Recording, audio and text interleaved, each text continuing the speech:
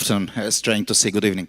Hi, thank you for joining us here for this discussion, for our in-person audience and our online audience. My name is Anatoly Motkin. I'm president of StrategEast. And we're here today to discuss what does it mean knowledge is a new energy. For the last maybe half century, the energy was actually the key player in global politics and global economy. And within the last 10 years, the knowledge became the new key factor in developing both global geopolitics and global economy. Here today we have the representatives of main institutions or sectors who are responsible for developing the knowledge-driven economy in the Eurasian region, but also in global scale. And we came to see actually what is the impact of knowledge on the economy and what is actually the influence of each one of those sectors: international financial institutions, development agencies, angel investors, also the governments in the region. So first, let me introduce our distinguished guests and speakers.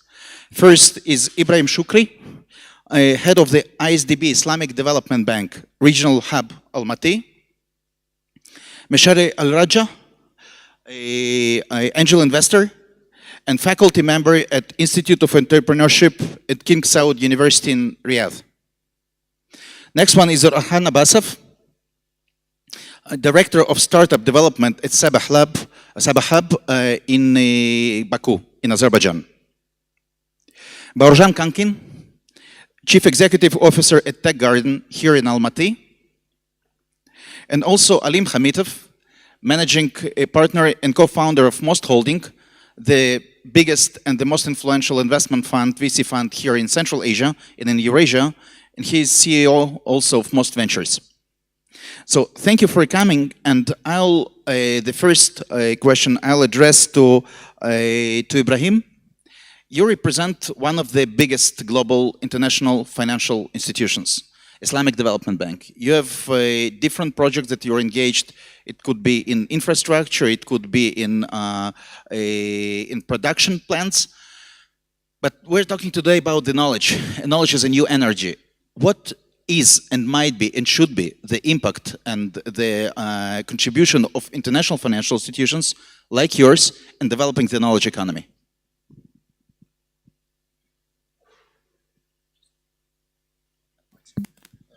Hello, thank you very much, Anatoly, and thanks again for the invitation for this very important topic. I will try to be brief, as you know, and maybe I'll talk generally because our organization covers 57 countries, not only Central Asia, and our mandate is similar to other international financial institutions or what we call multilateral development banks. So just a very quick brief how we operate and what are we offering to our member countries. In fact, we are offering mainly three things. One is that we are offering, cheap financing to our member countries, leveraging on our capacity and our status as an organization. Most IFIs are AAA rated, which give them access to concessional financing. So this is one thing we can do because many of our countries are looking for infrastructure projects and they need financing and support. The second thing that we offer is the capacity development and human development, and this is very, very important because this is what we play also as a role, providing the required capacity and trainings for the people and the public servants in our member countries, and also bringing experience and technology from some countries to other countries. And the third thing that we offer also is the transparency and the best practices when it comes to procurement, project management, and how can we help our countries to support.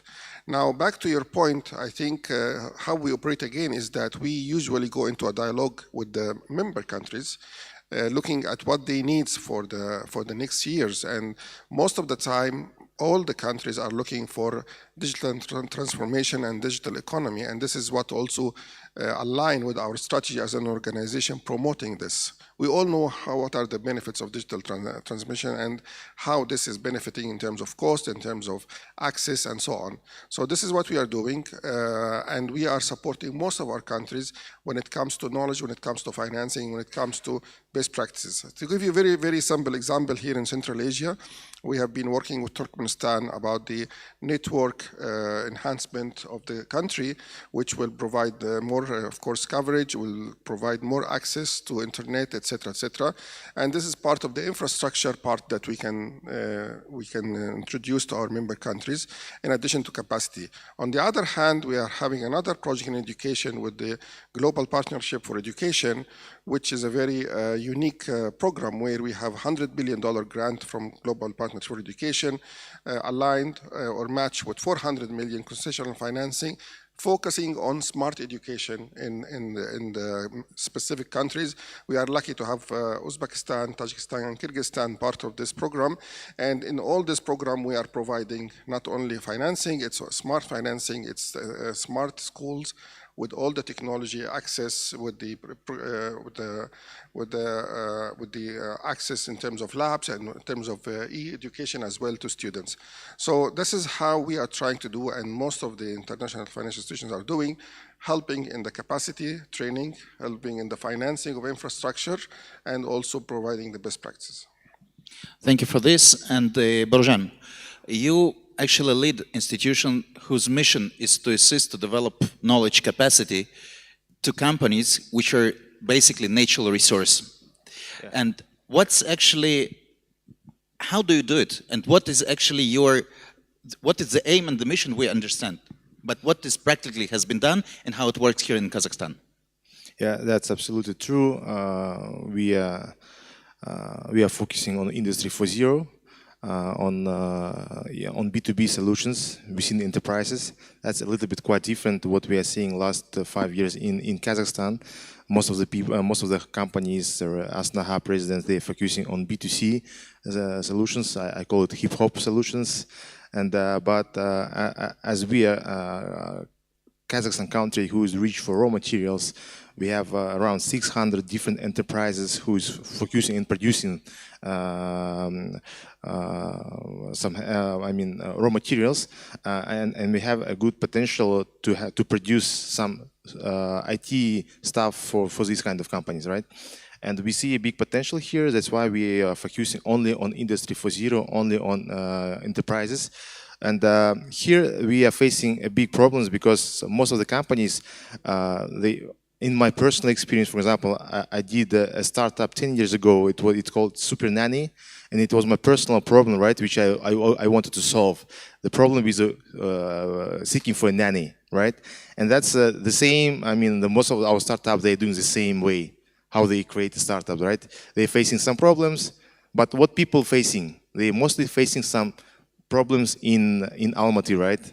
I mean, it's a barber shop, for example, right? I mean, it's there is some funny stuff, right, which you want to solve. But our mission is to show that we have a lot of problems, much more problematic, and with a good monetization around the Almaty. I mean, within the Kazakhstan, for example.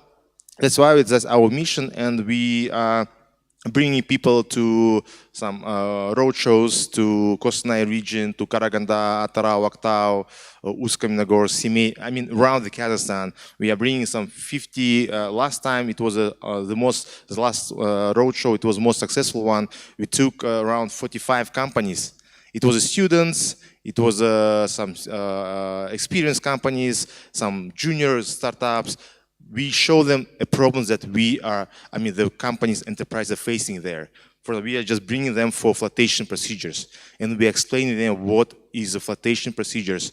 There is a lot of different stuff. I mean, we see in the production lines.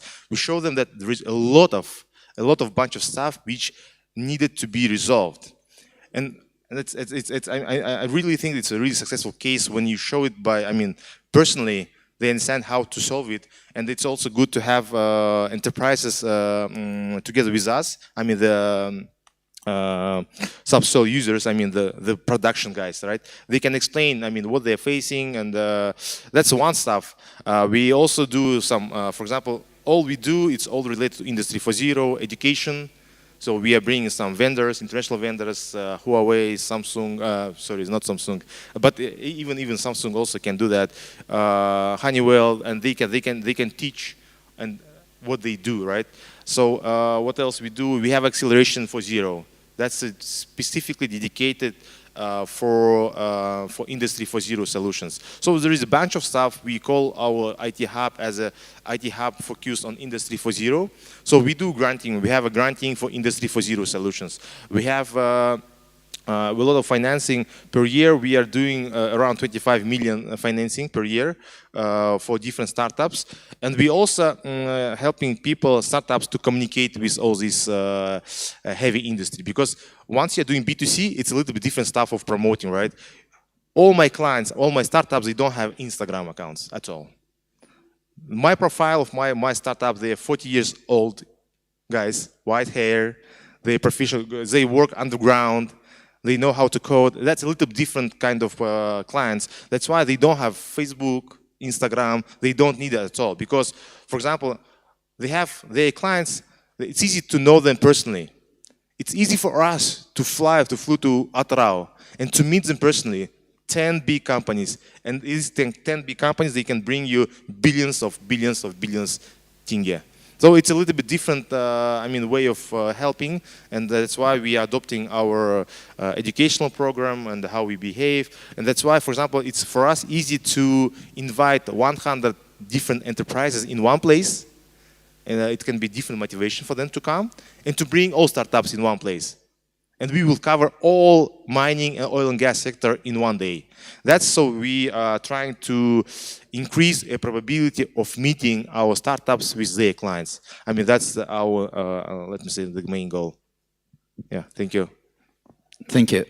And Mashari, you actually, in fact, are double investor in knowledge-driven economy, because you're angel investor and also you work in King Saud University at the Faculty for Entrepreneurship. So please tell us two things. First, from Saudi perspective, we know that the knowledge transfer is actually the key in Vision 2030, as it was actually entitled by MBS. But from your vision as person from academia, but also one from the private sector, how it's been developed, the knowledge-driven economy, how it's been perceived in Saudi, the knowledge as a new energy.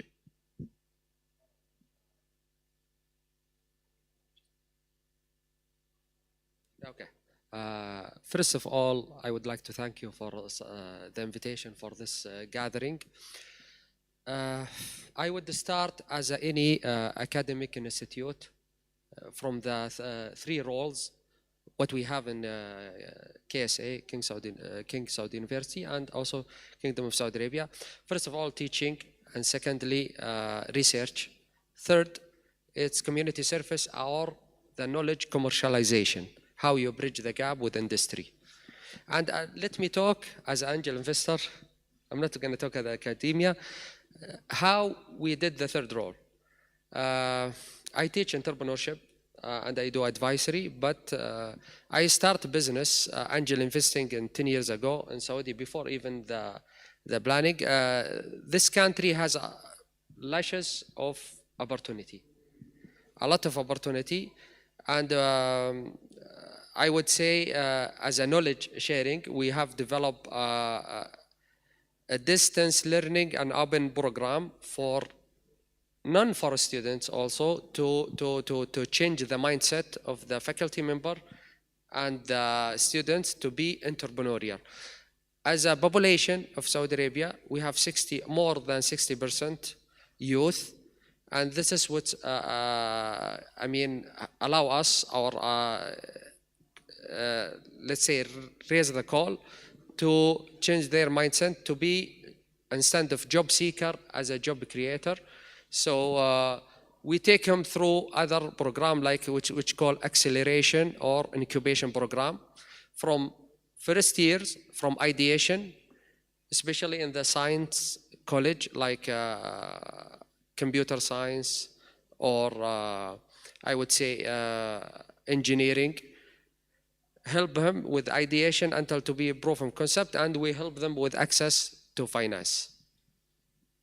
Thank you. And Alim, most ventures is the most. I mean, it's the most prominent VC fund in Central Asia, and you call it now Central Eurasia, including the Caucasus. From your perspective, the investments into knowledge, we know that people were perceiving investments into energy companies as a safe bet.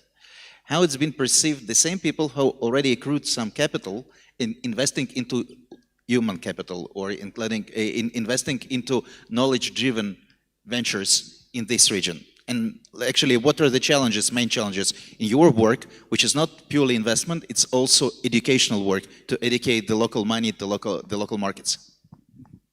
Awesome. Yeah, at first, thanks a lot for invitation.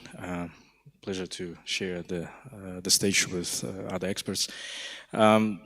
Regarding your question, maybe just a few words what we do in general. So for 12 years, we tried to build the whole ecosystem, what I usually say on a micro level, let's say. When in 2011, we launched the first business incubator, we usually say we didn't even know that it's a business incubator. Actually, it was just, you know, the idea, I'm the entrepreneur, my partner is entrepreneur, we need some kind of platform where we can just share the knowledge, right? It's all about networking and community. And when we started to do training, like 2-3 months, we, after some time when we visited US, we understood that, okay, it's incubation. But still, people, for the most time, they don't understand what this incubation means, right? But still, the whole idea was that let's take the thesis or the fact that we're an emerging market. We're still an emerging market. When you're an emerging market, that means that, okay, yes, we have economy, yes, we have some kind of infrastructure, but when we think that we have to go from, I don't know, from oil, gas focus, let's say, to knowledge economy, it's all about talents, and it's all about SMEs, it's all about entrepreneurship. So when we launched our ecosystem, it was, and it is still incubator, the hub, the fund, and more closely to the answer to your question, when you work with the talents, you have to, why we actually build the ecosystem, we understand that it's not only about kind of upgrading one part. Let's say we should talk only to startups, that's it, or incubate them, accelerate them, and so on. We also should talk to, on the other side, who actually can fund these initiatives. And yes, we can discuss and talk about government and others, but we are fully private, and at some point, actually, it was our mistake that we truly focus on startups, on talents, but we kind of underestimated that we need some time, organic growth will help us, and the investors, the angels will come. Actually not like after, let's say, 4 years of working as an incubator, we understood that we have to focus on angels too. So what we actually do, and what I truly believe we still need to do, we actually should educate not only entrepreneurs, we should educate also the investors. For the most time, it's high net worth people who actually build a lot of capital on traditional sectors, conservative sectors. But you know what? It's a good trend that these people has a high interest to VC, and they have different reasons. And one of the reasons is usually just simple interest that their children is in IT, let's say. Other people would love to really earn 1 billion USD. And they do, I don't know, real estate, and they understand that they cannot earn 1 billion USD if you do the same stuff, right?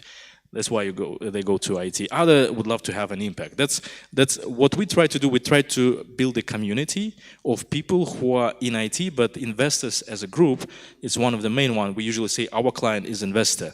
But for the most time, these people are not VC investors. We make them people who truly believe now in IT, specifically in whatever, I mean, the software kind of solutions, into teams who actually create the solutions. And we always say that it's not only about the money, but really about the impact. And what I truly like, and what we kind of convey to the audience, is this is the way that you can actually do the business as an investor, but also have a huge impact and really raise the knowledge to the level that you really can do a lot of stuff, non-financial and financial, based on just on that. Thank you. And my question will be addressed to Yorhan.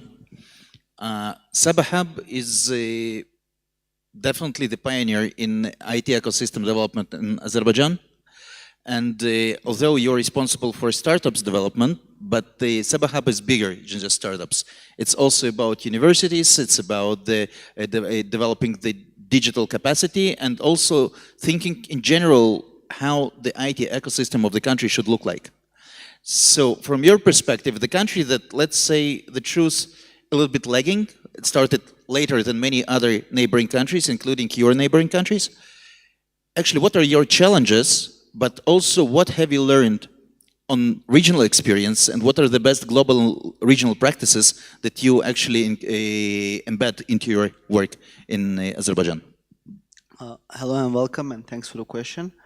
So I'll give a brief information about Sabah and how it was created, so it will give bigger outlook on the answer to your question. So 2 years ago, Sabah Hub, and it was just Sabah Lab as an acceleration center, was established to change oil-based economy to more knowledge-based economy. And I think I can reflect to every speaker here when I say that we are going through the same challenge as Azerbaijan, as any Central Eurasian country, how we call the region now. We started as an acceleration center, and we soon developed our pipeline approach, where we bet on 3 main pillars: human capacity development, infrastructure, and funding. And as part of each those pillars, we developed our core products that start from Sabah Academy, where we teach entrepreneurship and IT and other products such as Sabah School, Sabah University. And also we go to Incubation Acceleration Center, and then in the funding part, we are heavily focused on Sabah Fund and Angel Education, as Ali mentioned. And so it is all very intertwined, and I would say that knowledge as a new energy is a real thing that we discovered. And the thing about knowledge that people tend to overlook is that usually you get returns very late. It's not like investing into apartment, building an apartment and selling it, or it's not like investing into oil or something like that on stock market. It's more long term, and we just started seeing, like after 2 years, we see our returning alumni with the better startup ideas, or returning alumni who are working at Sabah, or they are working at building ecosystem elsewhere, such as Pasha Holding, the biggest holding of Azerbaijan, or other companies. And that's when we see that knowledge is the new driving force of the ecosystem. If you need to develop the ecosystem, you should invest into knowledge, and it is the main responsibility of public and private sector to do it. As there is a nice quote that says, what if you develop your best employees and they leave? And the answer is, what if you don't develop them and they stay? So I think it's the main challenge for public and private sector to develop the better employees, so they can live, but they live and create better ecosystem elsewhere that your company, your venture can benefit of. Thank you. And the next question I'll address again to you, Ibrahim. Unlike ITFC, ISDB works with governments. It works with countries and not with private sector. So what actually impulse, what kind of request would you expect from the governments, and what do you get from them for, let's say, more efficient collaboration between ISDB and the governments of the region to develop the knowledge-driven economy here? Well, I think this is a very important question, because and it also brings the question of what is the role of the government versus the private sector versus organizations. Governments are supposed to, to develop the platform, the environmental, setup for the investment, and especially in the IT systems, reforms, policies, transparency, and most importantly, the infrastructure. So the, financial organizations or private sector are covered to come unless there is, especially in the part of infrastructure, connections to rural areas. All this is the responsibility of the government. So it's very important for the government to look at these kind of aspects, to look at the reforms, the fair systems, the legal system, the environment, to bring the investors and the banks. I think it's this is where when we see after that the private sector comes and provide the experience, they bring the best practices, they bring the investment, and of course the banks complete the picture by providing the best practices as well and the financing to the different projects. What we are seeing is that in bureaucracy also is a challenge for us. Sometimes you can see that there are some, ministries are not in the same page when it comes to the priorities, but with the leadership of the country, especially in Central Asia, we can see that the leadership is always driving this, ahead and putting focus on the digital transformation and the digital technology. So I think the will is there, the leadership is there, but of course this is what we're trying to do when it comes to the middle layers and third layers, when some bureaucracy and some issues that we are trying to push, and this is where we come also and complement the picture by putting the best practices and transparency and the systems from different countries. So what we do also, we try to bring best practices from other countries to some other countries, and this is a very successful model. It's called reverse linkage, and we are doing it here and there. Yesterday I was discussing with the deputy minister about how can we help transfer the technology and the success story of Kazakhstan to other countries. We have many developing countries and least developed countries in Africa, and with this also intervention from one country to another, and with the support of international organization, countries start to hear from us. Thank you, Ibrahim. And Borjan, I'll take the Ibrahim's part of the answer about the best global practices. In your work, when we used to look on what country is the role model in post-Soviet space, it was always Estonia with Skype and all the rest. In your activity in developing the new technologies for natural resource companies, what global practices could you use, you think you could replicate here in Kazakhstan? You mean best practices, best like solutions? Agencies like yours, like the way of developing the solutions, not the solutions themselves. The best ways to collaborate with the industry. So actually we are not creating some new industry, new solutions, right? So what, it would be correct to say that we are just trying to repeat what the international vendors did, doing right now, and we are just trying to compete with international solutions. So that's why I would say that we are just trying to understand. So, for example, I would answer in a different way. So my profile of our startups, they work underground with one solution. For example, with Honeywell solution, right? 40 years experience, guys. They understand the logic, algorithms, everything. When we are not competing with the hardware right now. I mean, it's a little bit difficult and different story. Right now, we are competing with the soft, right? So he works underground for 20 years. For example, in coal, right, production, coal underground, 20 years. He knows and understands SCADA, Honeywell SCADA, Emerson SCADA, MES systems, whatever. Right now, it's becoming more popular in being entrepreneur, right? And it's becoming more popular to understand the coding, right? We understand how to code, how SCADA is working. I mean, not on the client side, but I mean on the coding side. And that's how we like to compete. So, and I mean, how we implement the best practices. So we have to teach and give more knowledge of what is flotation, what is, for example, when we say what is fleet management. For example, fleet management, we have Venka. It's a fleet management system. It's not a rocket science, right? It is just logic, algorithm, how it works. There is no, it's not. It's not something difficult, really difficult. You just have to know how it works, and you know how to code. You have to understand all business processes, and you just do it, right? And in our 1.5 year history. 1.5 year only. We are not 5 year experience, 10 years. We are focusing on industry for zero only 1.5 years. And we have really successful cases when local companies, they did the same product. And in some cases, it's even look and works better. Because, for example, if you go to, for example, Schlumberger solutions, I mean, let me say Schlumberger, it's a best practice, right? I mean, it works everywhere. Chevron, Total, everywhere. In Abu Dhabi, Saudi, everywhere. But it's really, I mean, it's like a SAP, right? It's really not a flexible, right? It was coded for maybe 20 years. But sometimes some small startups, they can do much more easy, better product than our best vendors they do. So that's why we have to give more knowledge and give more connections to their clients.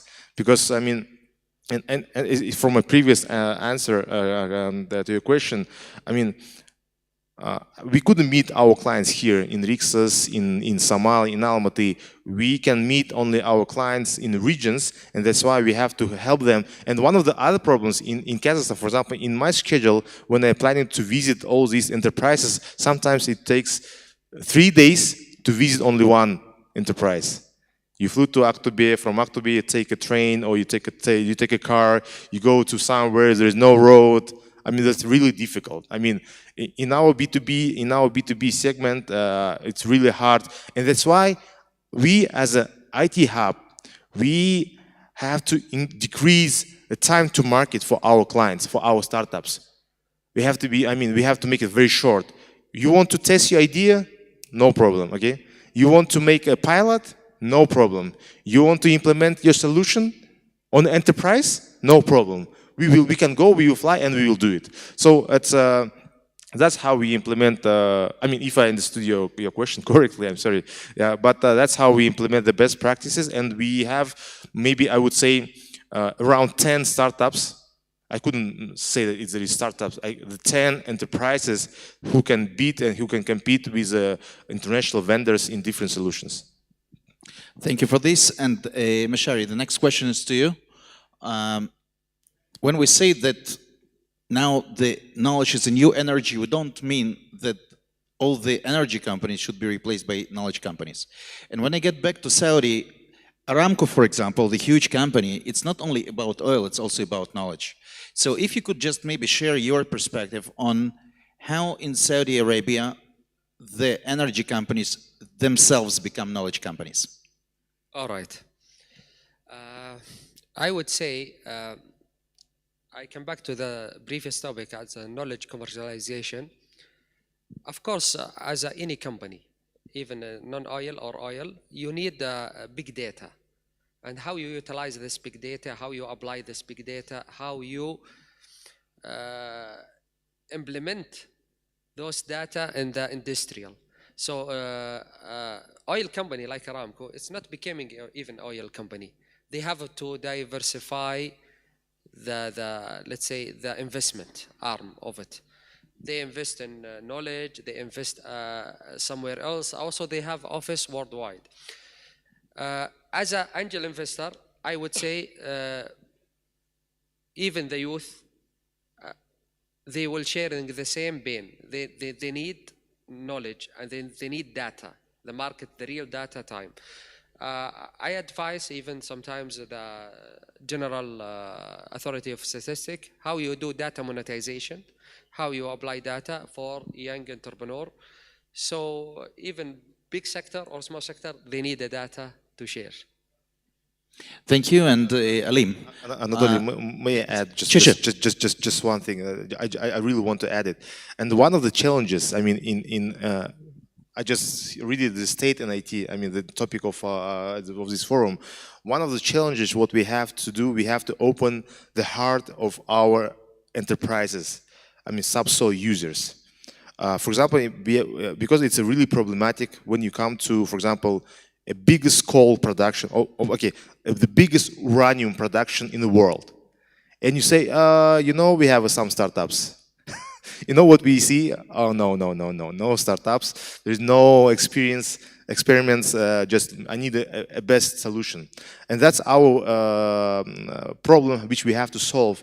We have to make a commitment that these solutions can be, implemented on the real field. And most of our companies, And another topic, another point, another example, sometimes you come to, for example, gold production, energy gold, golden capacity, there's a lot of foreigners working on the fields. And you know, Australian engineers, they say, I will work with Australian solution. Because he worked for 20 years in Australia, in Africa, in New Zealand with Australian solutions. But we have to change the mindset. It was in Australia, right? Right now we are in Kazakhstan, and it should be Kazakh solution. And you have to at least try to implement, at least try to hear them, to meet with the local guys, with the local startups, and we have to, I mean, do some changes. Otherwise, it will never be implemented. I mean, all these solutions. Thank you for this, and Alim, it will be actually the follow-up to this. We expect the energy companies also to contribute also financially and to participate to educate the ecosystem. And I'm sure that you know each and any angel investor in this country, in this region. And do you see any basic interest from those traditional companies who come from energy sector to invest, not necessarily into startups, but maybe just to, you know, to donate money for your activities, for acceleration, for incubation, for other activities? How do you envision their role, and how do they envision their own role, and what part do they take in your activities, ongoing activities? Actually, yeah, I wanted to add to the previous speakers, and let me start from one statement that I hear a lot. In US, by 2025, in 2 years, will be no corporate who has its own venture arm. It means, when we say venture arm, it means that you cannot be the corporate and you cannot work with startups as it is. Yes, we can call them enterprises, we can call them IT companies, we can call them startups. I know there's a lot of kind of allergy to the word startup, let's say, right? But I mean, it's changeable, but still. So it means it's a fact if you'd love to be competitive, and it's reflects, I mean, it applies to any company. And when you ask about the big enterprises, let's say, I always ask even myself as a VC investor, do we have such a vertical in the country which has enough, let's say, volume, the amount that we can build a big stuff here? Yes, let's call it unicorn, whatever, camel, or it's 500 million, or there's a lot of words for that, but still, do we have it? And I really admire what actually Tech Garden does and Bojan does, since I truly believe that in oil gas companies we can achieve a lot, since this is a fact that we have it, right? And this is a fact that we have digitized it. I mean, and the companies should understand that. What I see, I'm the fan of corporate innovation thing. Actually, I have been doing a lot of even personal training to corporates by talking to top managers, by saying, you are actually missing a lot when you don't talk to. But what we do, we try, you know, again, educate them. And sometimes education is through hackathon. Sometimes education just through one training. But it's really hard to gather all the top managers for one day or even for 2 hours in one room and explain them, this is what you have to hear, right? But sometimes it works, sometimes not. I think we talk to all the banks, I mean, all the logistics, and now we talk to oil and gas companies too, and through our partners too. But you know, what I see, they have interest, but for the most time, they don't have even understanding what is the concept, what are the steps. And this is where we help them too. Actually, we talk to them by, you know, it's maybe simple advisory, simple consulting, it's simple, just, you know, simple meeting. Sometimes we co-partner. Actually, we did two hackathons with one of the 2 biggest oil companies here. But I usually say, I personally don't like some kind of short-term things, right? When you do one event or something, or even for 1 year, you cannot expect a lot. So when we educate them, we usually say, and sometimes it's really hard for them, think long-term and have a strategy, a plan. And when you have the strategy, a plan, we can apply, you know, different solutions. And the fact that people usually underestimate, we have enough pipeline of companies who really good, doing good stuff, and I see it on other demo days, and even now we have this pitch session over there. All of them are good, and what I usually say, you guys, you really use their services now, but imagine that it was no other investor who truly believed when they were early stage, when there was an idea. So this is the case for you guys, I mean, for enterprise, I mean. Think of it like, it might be a missed opportunity, but maybe advantage for you if you look at them right now, I mean, and talk to them. Thank you. And Orhan, for you, we have 3-4 minutes left. Again, we know the big energy companies in Azerbaijan like SOCAR and others. How do you envision their role? And we know that actually the SOCAR, they have very young leadership, right? And they very technologically advanced leadership.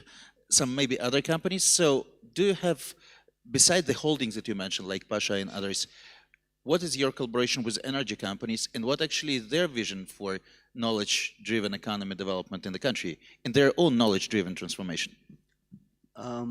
Well, first thing is that SOCAR is our official partner in regards of innovation and technology and building the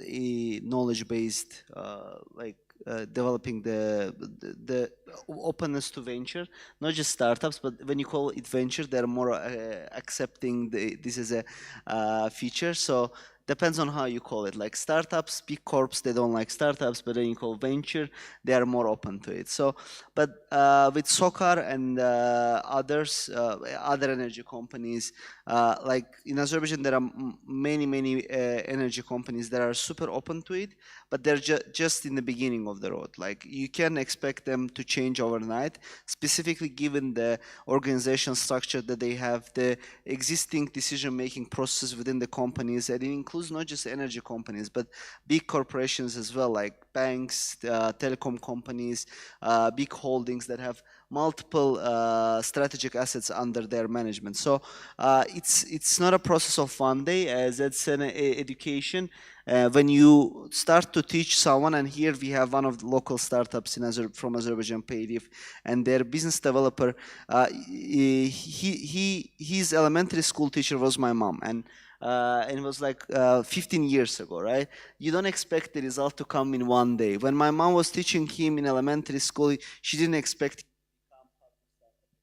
system. So I think that just goes to show how investment into education is a very long-term journey. We don't understand it, and I would agree that we shouldn't do one like touch points of education. Like it should be very structured, and we should understand that this is a long-term game that we are playing. It's not a game like of how I said earlier, like building a apartment building and selling the apartment. It's more like raising next generation of talents that are going to change the global landscape, not just local, like startups from Kazakhstan right now operating in Azerbaijan, startup from Azerbaijan operating in Dubai, startup from Turkey operating in US, and etc. So it's a big cycle, and in the beginning, in the roots of it stands education, and we should very be open to bet our, I wouldn't say all chips, but like biggest chips into providing education to the next generation, so that in the future that will be the driving force of any economy, like whatever it becomes. It might be not knowledge, like it might be oil back again, I don't know, like it can be wood or whatever, but any energy, knowledge, anything, it depends on the education. We should focus on education. Thank you for this, and just one brief remark from you, Ibrahim. We know that knowledge is an important component of knowledge-driven economy, but to deliver the knowledge, and it should be trans-border, we need connectivity. What is the role of IFIs in developing the connectivity and the broadband in this region, and how do you envision the role of ISDB in those activities, the infrastructural ones?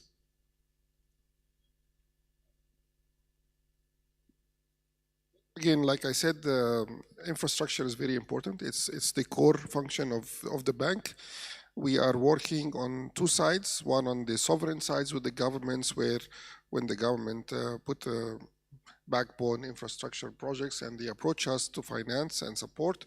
Like I said, we provide the financing, we provide the expertise, and we provide best practices and also the capacity development. On the other hand, on the private sector and maybe PPP kind of projects, we are also having our private sector entities who are working with investors to develop the connectivity on the private sector side. We have done this in many projects in Africa and Southeast Asia, where we have joined big investors to provide private sector internet companies. So I think we are working on this, and like I said, we usually follow the plans and the development agenda of the country, because we agree on the importance of this business. So it's a win-win for all of us. So whenever we have this kind of opportunity, we provide our support. Thank you so much, and thank you for this comprehensive discussion. Thank you for you joining us here in online, and thank you for our distinguished speakers. Thank you so much. Thank you.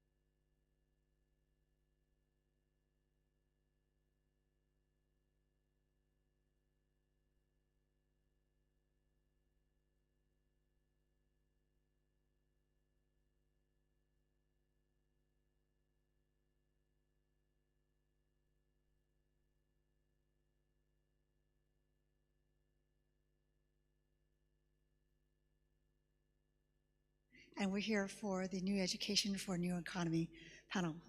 And with that said, I would like, first of all, just explain a little bit about the panel.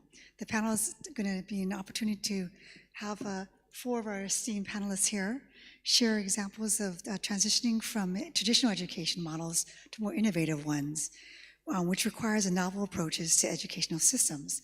And hopefully what you'll hear by offering them various examples will stimulate your own questions and maybe some ideas about what you want to bring to your own institutions. And so with that said, my name is Gail Gannon. Nice to meet you all. It's my first time to Kazakhstan, and I hope to return again soon. I'm the founder and CEO of Sante, which is an advisors for tech for good companies all over the world. I'm also a social impact investor. And then just recently, I returned back to UC Berkeley. I'm the founder and director of the Neurotech Ladder Lab, a forum for cross-disciplinary approaches to improving brain health and learning. And I'm also on faculty at the Siddhartha Center for Entrepreneurship Technology for the School of Engineering. So with that here, as I mentioned, I have 5 esteemed panelists. I'd like to introduce you all. Mustafar Dardalov, I'm going to get this better, who is director of Inha University in Tashkent. Helen Uvarenko, the Global Education Lead of StrategEast. Diana Ryan, the Government Affairs and Public Policy Director of HP Central Asia and EE. Dinata Erdina. Ruslan, founder and CEO of Codify.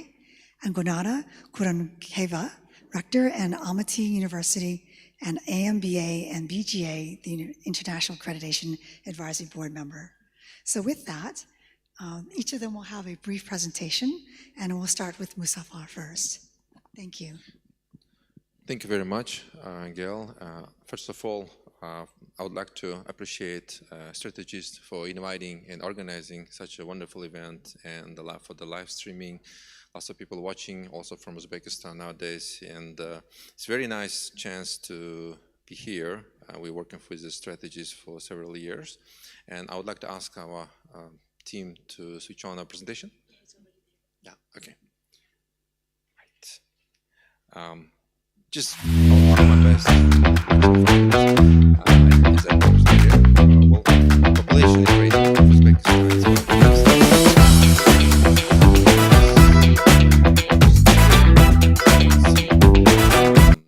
by 2040, it's 50 million. So what is good is a very big goal by our government, as it's been presented by the Jahangir, who is the vice director of the IT park, that by 2030 there will be Uzbekistan outsourcing IT export is almost $5 billion US. But as you can see, is only we can reach it by human capital, of course, by only the IT specialists. So we need lots of almost 200K and 300K specialists in IT.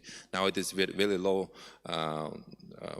It's very, very low. It's around 18,000 students, I mean the IT students, but we can see that the number of universities also raising very rapidly. It was, if you compare only 6 years ago, it was only around 60 universities and only 2 IT universities, but nowadays over 200 universities and almost around 30 universities is countrywidely on IT. And of course there are big plans on the academic prospects. There is expected number of IT specialists, and which is from the universities and from education centers. But of course we need the one big synergy effect. Of course we cannot do it separately, each of us, for example education centers or some universities. And for this reason we have a very big support from our government. It's big initiatives on IT education. First of all is a 1 million Uzbek coders program. It's a very huge number. However, this platform were educated almost around more than 2 million young people, and it's raising. We are working with Coursera, and there is another phase. And of course, the IT Parks, the Young Talent Program, they're raising and helping with IT courses. It's a free IT courses for young people. Of course, basically its number is very few. Why? Because these courses are in English, but it's rising because the population still they are speaking Uzbek languages, so they have to learn more other foreign languages as well. Oops, sorry. There is a big President Tech Award, almost $1 million US award by President for startuppers, and every year, our students are winner of this every consecutive time, so they win every part. So we are very proud of our students. And this is, and second, is a very good chance by government to these young people to support their ideas. And what is in IUT? We call the IUT is in University in Tashkent. We have only two schools: School of Computer Engineering and School of the Logistics and Business Administration. So. And of course, firstly, education is in English language, so it's fully supported by our Korean partners, and diploma is also provided by our Inha University partner, and we have an international accreditation as well. And we are very proud of our alumni. We have our career center. The mostly talented are working in different areas. You can see in this pie, international level graduates, and of course, it's only men, but the number of girls also rising. It's almost more than 20% nowadays from overall students number. And of course, students' achievements are very important for us. We are very proud of them, and when they are winners of lots of competitions. So we say that their achievement are our achievement, their failure is our failure. So that's from this perspective, we try to give them lots of interesting, and of course, our partners from the different organizations, universities, companies, they help with internship programs, and I have to say that also online programs such as the online academias also help with some kind of the programs to extra learnings for our students, because in the end we receive very high level specialists which don't need any extra trainings. And of course, we have MBA programs for our students as well. And of course, mostly it's starting of the executive program, but we are now focusing on the executive programs as well. Starting from the big corporate courses from Oracle BI, Microsoft, and others, so which is helping very good. And of course, these some kind of the continuing education programs together with the Presidential Academy for vice ministers level, CIOs, big executive trainings for IT directors. So big plans, many things. I hope I did my best in 5 minutes, so I will be happy to answer to your questions. Thank you. Thank you. Thank you, Musafar. Helen?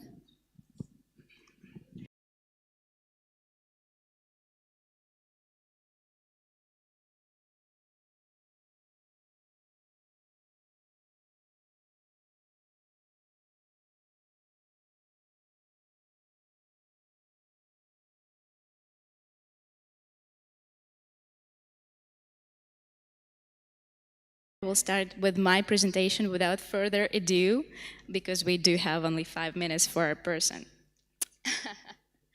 So yeah, I would like to talk today, no big surprise, about StrategEast innovative educational initiatives, and I would say that I would only talk about the most recent ones. So yeah, ID Hub Georgia in the current year. Basically, it still is a very big project, and over 400 students passed IT fundamentals course, and moreover, we are expecting up to 200 students to graduate from this program till the end of February of the next year, and also till the end of April of the next year. We are trying to establish as much as possible of employment opportunities for them. So, you know, there are going to be job fairs and career events and, well, basically anything extra on the top. And training provider for this program is Yapam System, and the program itself was launched together with the JIDA in Georgia, and of course, European Bank of Reconstruction and Development. Oh, I'm sorry, this is the wrong slide. Yeah, this one. As for a very similar program that was actually launched simultaneously, it's IT Hub Azerbaijan, and it was launched together with the Center for the Fourth Industrial Revolution in Azerbaijan, and they are our dear partner till the date. And as for Azerbaijan, we had over 120 students to get their IT fundamentals, and we are expecting up to 80 students to graduate also till the end of February next year, and the same thing with the employment opportunities till the April of the 24th. So the same, we will be having extra career sessions, extra job fairs for them to get employed and to work on the Azerbaijani market, and the same for IT Hub Georgia for the Georgian market. Because something that's in our philosophy is, of course, we are trying to prevent the brain drain. And today I heard another funny term that was called brain gain, I believe, from one of the speakers on the other panel. So from now on, I will be calling it a brain gain. And this is something that we are actually trying to establish as a current process, because as also Marvin Liao was saying on the other panel, you should see where the brain goes, and there's the opportunity. And also for the both of the projects, we actually were concentrating primarily on regional matters. So, in Azerbaijan, for example, this was a region of Ganja, Nakhichevan Autonomous Republic, Sumgait, Lankaran, Mingachev, Shevran, and for Georgia, it was also, most of them are from regional cities. I mean, the students, it was from Batumi, Kutaisi, Gori, Poti. So yeah, this is something that we're also trying to do, raising awareness and IT literacy all over the country, not only in the capital regions. And as for the motivational checkpoints, once again, job fairs, webinars, and meetups that are, for example, webinars and online session with mentors. They are the part of the program since everything is online, since there's joining from the different regions and cities, as I was already saying. And this is very important for us, so we've got everybody covered. As for the other program that was also mentioned today on the other panel with Olga Skorohodova, we have launched 6 weeks ago a Google Developers and StrategEast IT Hub program together in 2 countries, in Uzbekistan and in Kazakhstan, and we had over 1,600 registrations in the program, and the program was marketed to 24 universities in 2 countries, and main 2 streams of IT specializations included cloud and Android development. So this is something that we're also looking forward in doing in other Central Asian countries, because we would like this project to be scaled up, and this is our pilot one. And over 3 months of this education that will be concluded till the end of the current year, we're hoping to get as much statistics as possible to get more universities, like the present ones, to be included in this project next year, maybe in terms of, including the program directly in the schedule, in the curriculum, on different matters like micro-specializations, like maybe some additional extra courses on the top, like credits, anything, we're agile as long as the universities are interested, because we're trying to go into universities where where the talents are nurtured, born, and brought up. And something very new, something that's going to be announced next week, I believe, is our pilot program with Oracle Academy. And we are starting in Ukraine. Our pilot country, we will be having a project into upskilling the professors and faculty staff for them to transfer their information afterwards to students. And how we are doing this, basically, Oracle has already developed a map on how to establish their program into the current curriculums, and this is justified by European qualification framework. So basically, this is like a guideline on how to incorporate Oracle courses into the university hands-on. And you can see from all of the flags over there, Ukraine is a pilot, but we also will be scheduling the program to Caucasus and Central Asia, of course. And I think that I have been able to conclude in 5 minutes. Thank you very much. Okay. Thank you, Helen. Diana? Thank you so much. Thank you. So let me also share with you the presentation from HP. So my name is Diana Ryan, and I do cover the area of government affairs and public policy in HP. I'm based here in Almaty. So very, very pleased to be here today, and also well, huge thanks on behalf of HP to StrategEast for organizing this excellent event, and also to all the fellow panel speakers for being here today, and of course our great moderator, Gail. Thank you for hosting us here today. So let me just say a few words about, hopefully my presentation is there. Yes, it is. So just a few words about HP. So you'll probably know of our company. You, I hope, do use our laptops and printers and lots of other interesting devices and accessories. So we've been here in Central Asia for almost a quarter of a century. And of course, HP is the company that's, well, the motto of which is that one thoughtful idea that can change the world. We believe that education is a fundamental right for every human being. And we're very proud to focus on digital equity as one of our key directions. And of course, we are focused on accelerating digital equity, and the target is to reach to 150 million people by 2030. Yeah, and of course, education is one of the key areas that we focus on. Second is being also healthcare, and third one is being actually economic development. So speaking about education, what we do is that we have HP Foundation, which is the one of the most interesting, I would say, parts of let's say parts of HP, which is focusing actually on helping society, helping our consumers, driving the progress in society. So, and obviously we do generate jointly with UN agencies, jointly with partners like StrategEast here and a number of others. We do generate education courses and do make them available complementary to people around the world, especially in those countries that are maybe not so developed. We also make sure to reach out to underprivileged groups of society. We do focus on women empowerment and a number of other interesting topics. Of course, we believe that being such a, essentially we are the largest world corporation that does manufacture laptops and printers and 3D printers.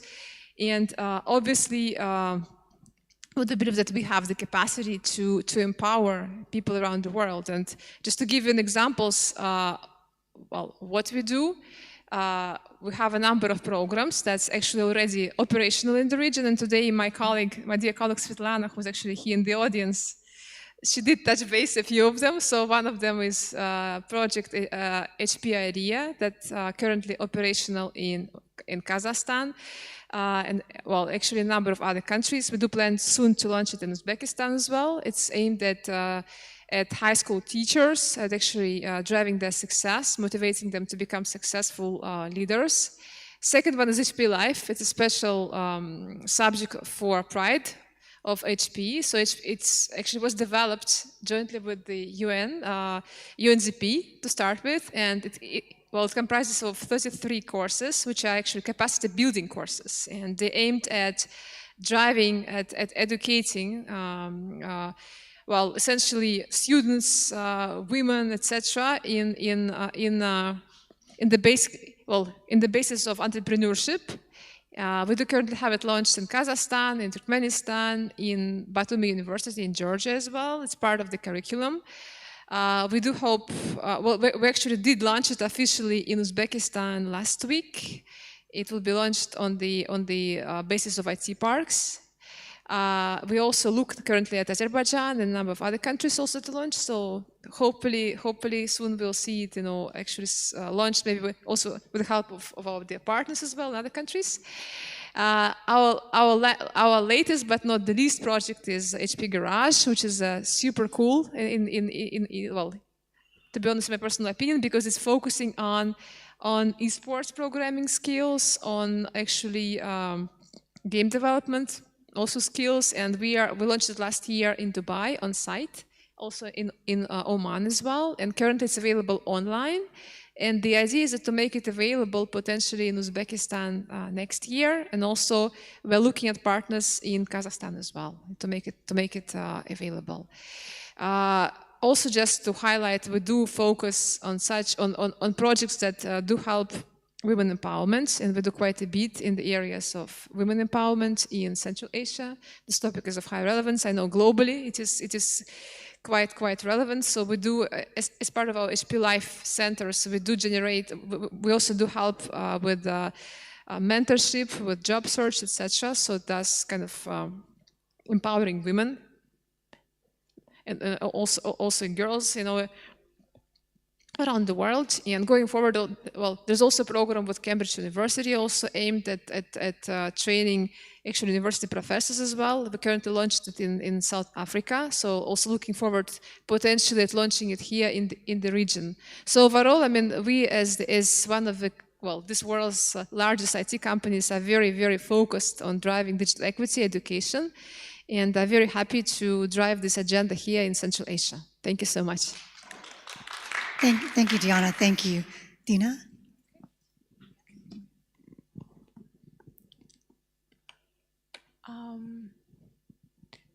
We need a mic.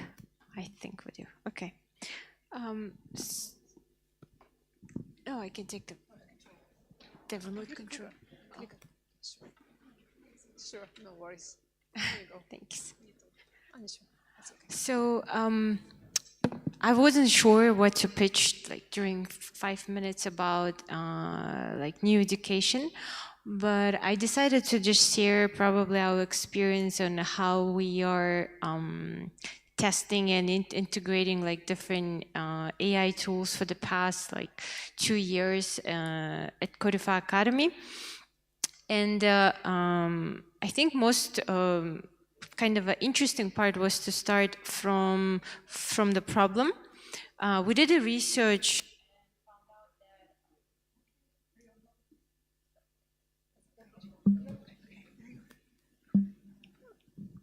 Hey.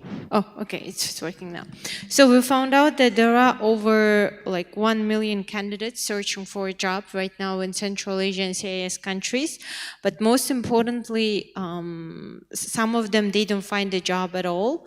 And usually they spend from 3 to 6 months searching for a job. And there are almost 1 million open vacancies in also Central Asia and CIS countries when they cannot find a proper candidate. And they also spend around 3 to 6 months to close one open vacancy. So we were thinking as a private company that going forward, the new education should be about not about new methodologies or new technologies. It should be about workforce oriented, because at the end of the day, if person learns a skill but cannot find a job or cannot monetize their skills, then why they studying, especially if you are from developing country. So that's why we previously were mainly concentrated on building Codify Academy as a teaching place, but then we realized that it needs to be more job matching place when we actually work with the end clients and companies to collect the requirements and then teach someone to prepare for the job opening. So we kind of started this evaluation, we started as an academy, then we went to build our own products, then we went building our job matching platform. But most importantly, our research at the end of the day, it's about how many people we can get placed after graduation.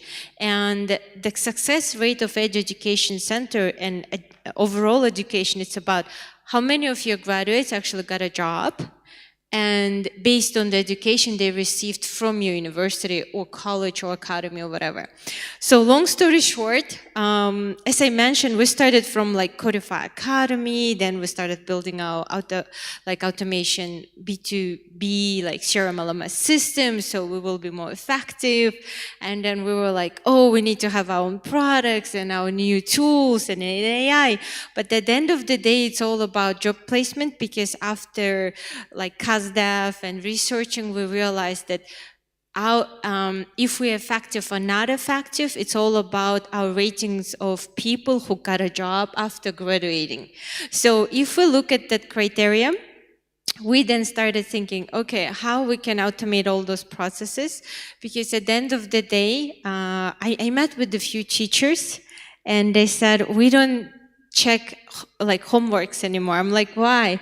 And they said, what's the point of testing and checking homework, which was done by AI and ChatGPT? They were like, we're not testing homeworks anymore because it's just worthless. So then we started thinking, okay, if it's not about like assignment testing, then where we can use an AI tool. So we started building like curriculums, programs using ChatGPT. We started using in management. So previously, like in 2022, I had over 40 people in my team, and right now we'll have 24. So the short answer from private sector, will people lose jobs? Yes. Is there will be elimination of some jobs? Definitely yes. But can we prepare our students for the workforce? Yes. We just need to think on like creative way on how we can prepare them. Like here's a very quick overview on how we prepare like AI-powered courses, AI-driven like materials, and most importantly like assignments. And like recently we came up with the like Codify bot, which helps to write a resume and like prepare for an interview. But then at the end of the day, we just settled on the place where we just do recommendation on what type of tools you definitely have to know as a student graduate. But overall, you need to just learn like critical thinking. So we think at Codify that new education is no longer about memorizing. It's AI-powered and workforce-oriented. At least that's our experience so far working in Central Asia with, within like education industry. Thank you.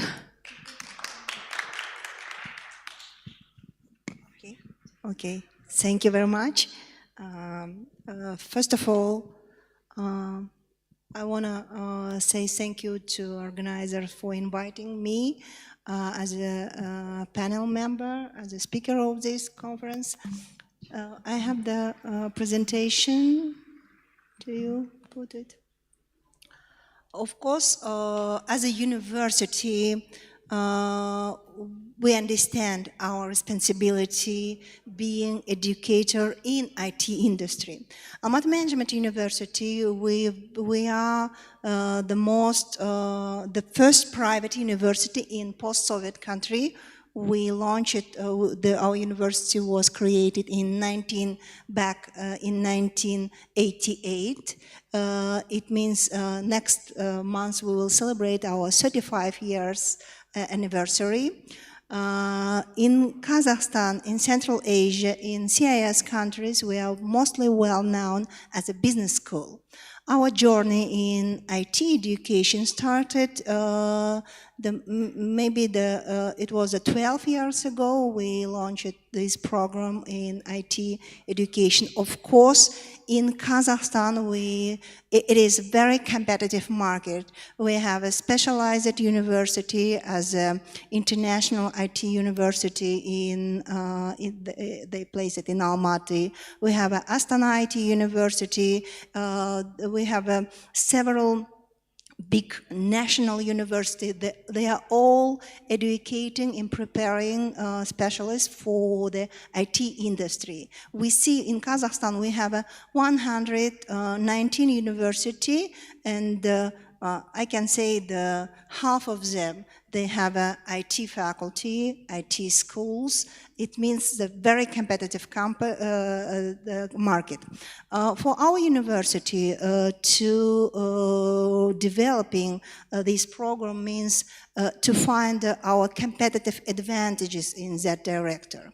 I can tell more about the School of Digital Technology. It is one of the 10 of our school. I believe it will be our new star as a business school at our university. What is our competitive advantages? I believe the first, it will be the faculty. Second, the team of the school. Third, it is our students. The system of our education based on the mentorship program. We invited a mentor from the different industries with the tech expertise, with industry expertise, with the business and the corporate partners for creating such a new way of educating IT specialists for the market. I can share our model. It is the totally new model of educating, preparing IT specialists. Mostly the program based, the new hype of the new topic of the very popular for discussion. It is practice-based learning. But we believe the new way of developing IT industry will be product-based learning. How it works in our university. In our School of Digital Technology, they found out the company or the partner company, for example, the best case of our university with Air Astana. Air Astana, the most famous flight company, air company of the Central Asia. We found out that the problem of this company. We created the product teams. It is a team of our students. They are solving real business problem of the company. We didn't send the students to company for the internship. The idea to find the real problem, and the students trying to do this problem as a startup. They are a mentor of the school and from the company. The rest of the way, ideation, validation, prototyping, finalizing the problem, it is like the startup. During the 3 years of educating in our university, students trying to do 7 or 8 different such projects.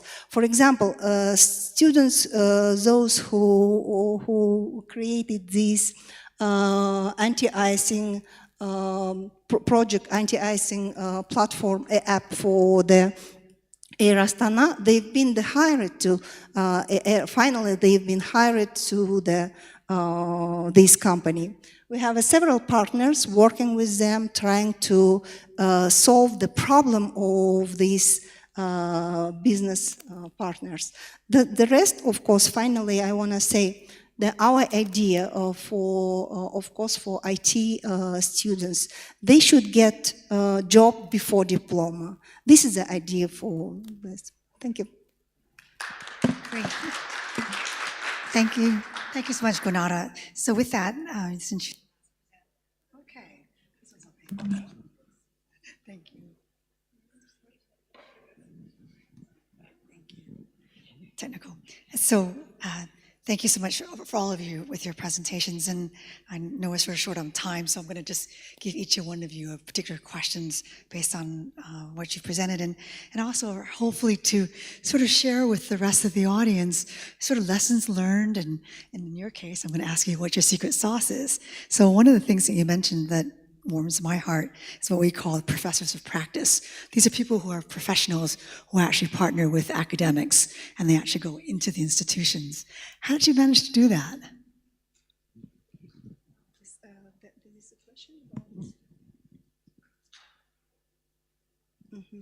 School of Digital. Oh, that's ingredients. Okay. I told about the main secret. It is, well, it might be, oh, sorry. It might be, sound very simple, but we need to work closely with the corporate company, with the industry. It is, I told you, the main competitive advantages of our School of Digital Technology. It is product-based learning. It is a new idea, new new way of prepared our students. What we see, during this program, this course. They have a course, startup, IT startups, during 7 semesters with a mentorship of mentors from the industry. During this period, our students, they prepared for future getting the skills of practical works with a product.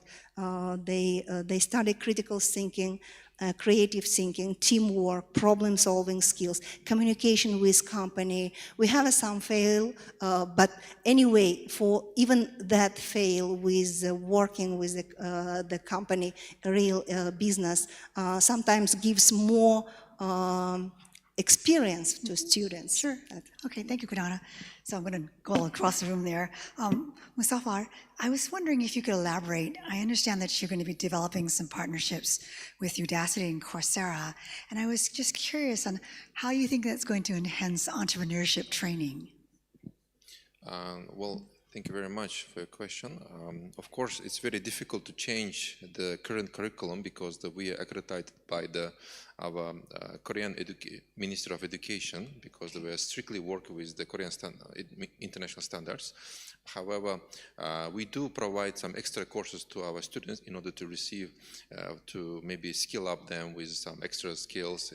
And of course, in this case, maybe Coursera and other courses, for example, some partners, they really help to promote and really help to enhance their programs, such as also with our StrategEast partner, they are helping with together with Google, they're providing some very good educational programs. However, maybe we have to think about motivational part, how we can motivate them properly. I was going to ask about the incentives. How do you align the incentives around that? And of course, students understand that in order to be a good specialist, yes, of course, they need the hard skills, but also the soft skills are very important. Of course, some experience, and the most important is some certificates that they will have some kind of, for example, in order to go to work, for example, there was a question from one candidate several hours before that they graduated some very good program, but cannot find a job. Of course, in this case, they need some kind of more practice, more kind of internships. So in this case, our partners also help with internship programs, guest lectures, inside tours, and this kind of things really help to our students. For example, also companies come to our university to open some labs. It's very good, for example, some in finance technology or cybersecurity. It doesn't matter. What's it depending on the student's interest. But we see that some trends on some global trends, Uzbekistan, we have our board of trustee, and we have also a board from the companies as well. They recommend what kind of course there is some big demand, for example, on AI, some data science. So we more deeply learn, or maybe they are also, for example, very good course we call the co-learning center, where students teach another students. For example, those students are, for example, already passed those paths, and they already educated, they already got this some kind of skills, so they help to enhance the capacity of another students. So it's kind of helping, not just if we just sit and wait, nobody can do nothing, so we just go and ask companies to come to our university, we keep talking to keep asking them to come, so it's kind of also helping very good to create some good environment. Thank you, that's really helpful. I'm just going to switch that. So you talked about accelerated learning, and so I'm going to pass it on to Dina. Dina, I'm curious, you developed this interesting platform for both a way to drive earning potentials and job matching, as well as satisfy some of the corporate needs.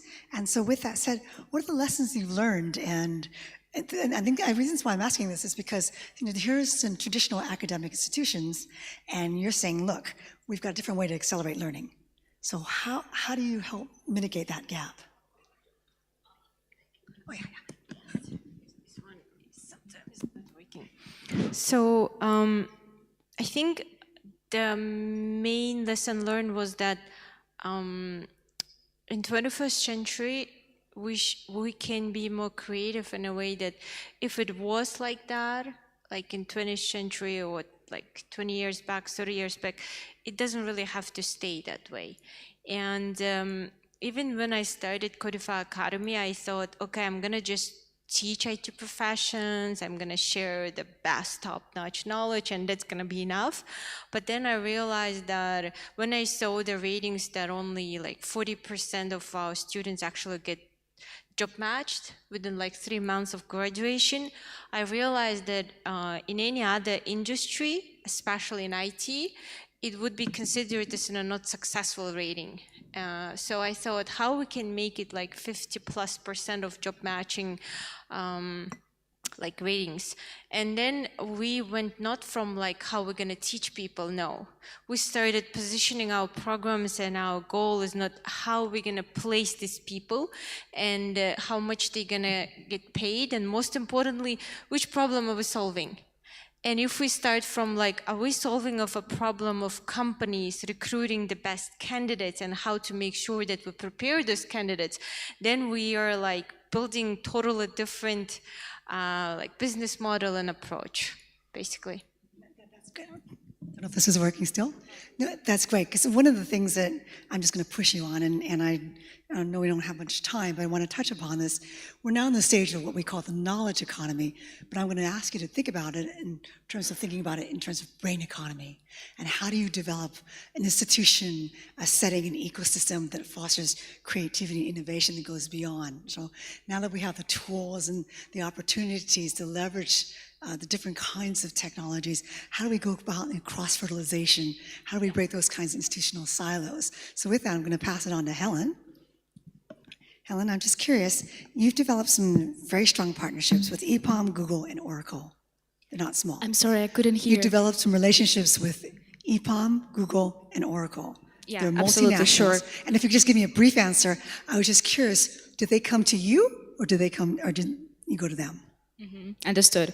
So basically, you know, with every other partner, it's a different story. And to be honest, for example, with EPAM, we have a long-term relationship in terms of different projects. For the ongoing ones, for example, in Georgia, in Azerbaijan, they are our training providers. So basically, we hire EPAM to provide services for our students.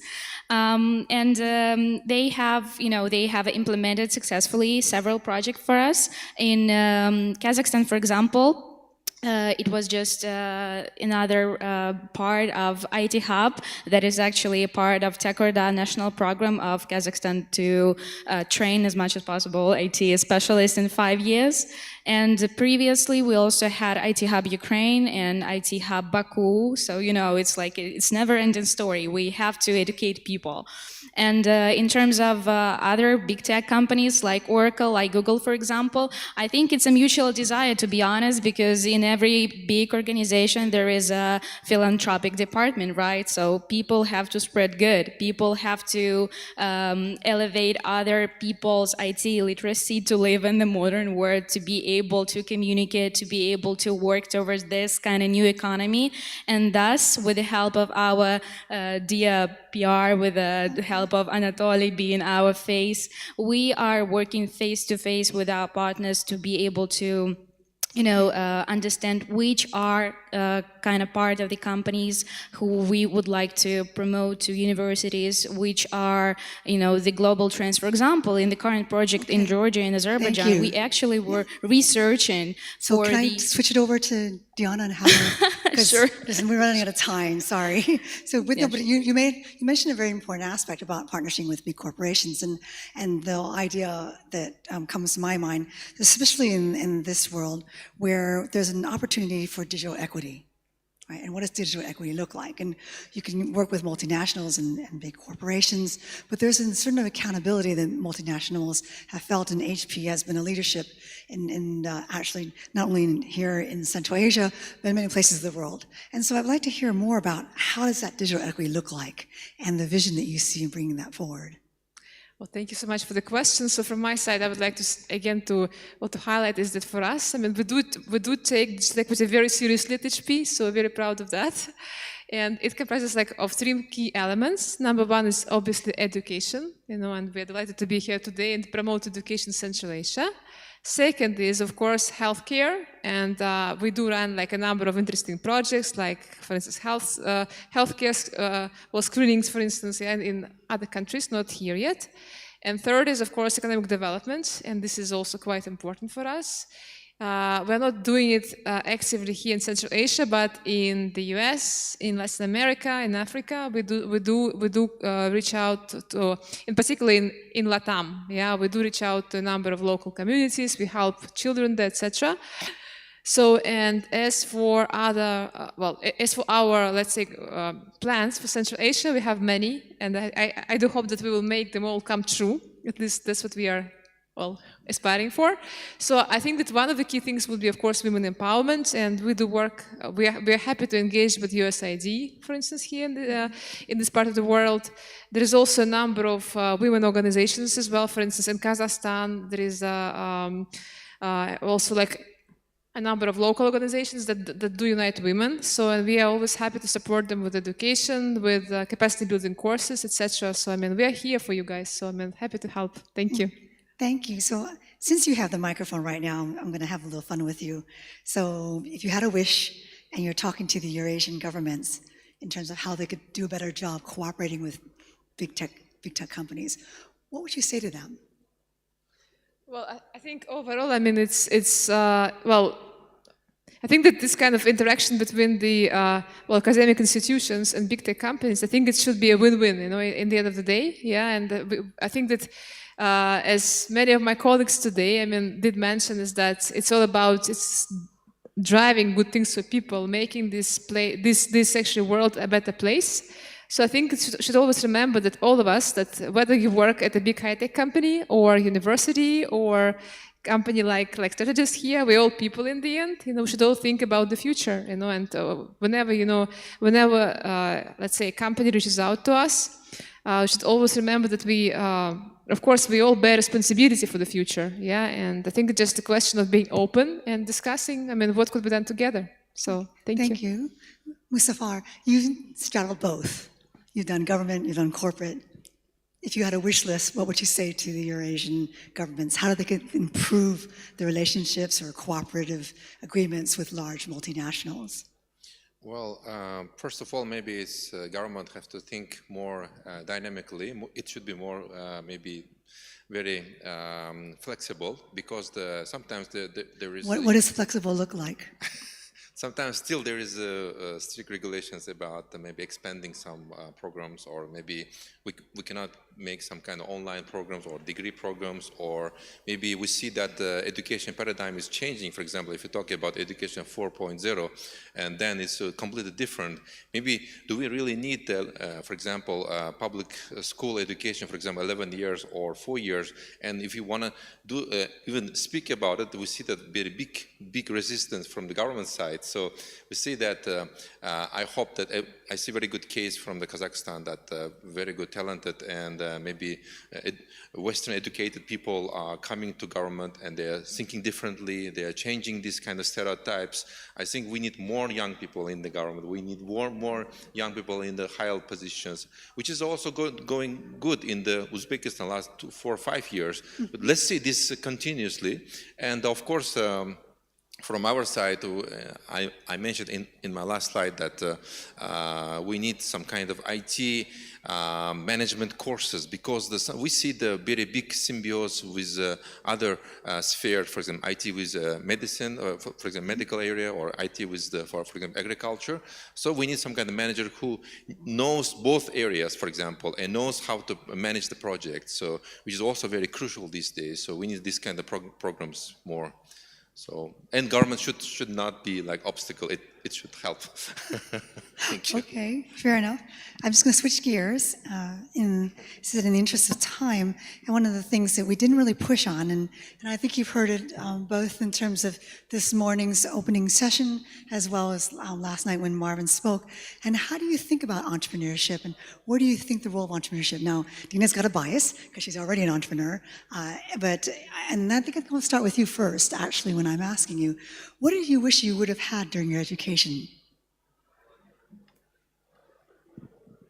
So probably one of the core missing components when I started my journey as a startup founder was that I had no idea on investment, finance, accounting, and how to actually do like this balance sheet of my company, how to prepare salaries, pay taxes, and how to manage on a financial level my company, because I'm a technical specialist. I have 2 diplomas on, one of them is the master's on management of IT projects, but I always was on a technical side, and it never occurred to me that as a founder you will spend up to 50% of your time on taxes, regulations, and how to not get, in trouble with the government, and doing business with several countries, and how to do this agreements, and so on and so forth. And the second most component is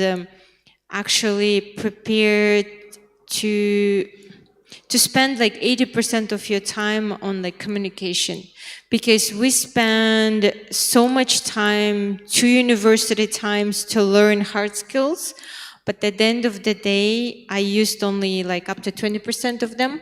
But most of my time it's about communication, networking, pitching, selling, like making deals, and I think that's the core, especially if you're going to the like private sector. So with that, I'm going to turn it back to you, Gwenara. There's this discussion, and people have had this tension around this in some ways, some about STEM versus STEAM. And I'm going to ask you what your thoughts are, because we have not had as much emphasis, we've been very IT-centric, about the idea and values of both behavioral and social sciences, the arts, and again, well spoken about how the value of communication is just exemplary with entrepreneurship. Tell me what your thoughts are, and if you were to change the way curriculums are structured, and you are, what would that look like for people in the 23rd century? How to change the academic curriculum, it's about this. I think that the education is all about the future. We are preparing not for today's, we are preparing for the future. It means our curriculum should be focused on the future skills, future practice of students, future challenge of the students. In our university, according to the strategy, we decided that in 2030, every program should be interdisciplinary. The interdisciplinarity, this is a new way of develop education in the next 20, 50 years, because we see it's not enough to prepare finance specialists. It should be the mix something with finance plus IT, or marketing plus data analysis. In this year, we already launched such a program, digital marketing plus data analysis and AI. And we see this is a way to develop all of the curriculum via this interdisciplinarity of the program. Thank you, that's wonderful. So I think I'm being mindful of time. Have we reached time? So first of all, I want to thank my esteemed panelists. Thank you so much for your both the presentation as well as the questions. Thank you all.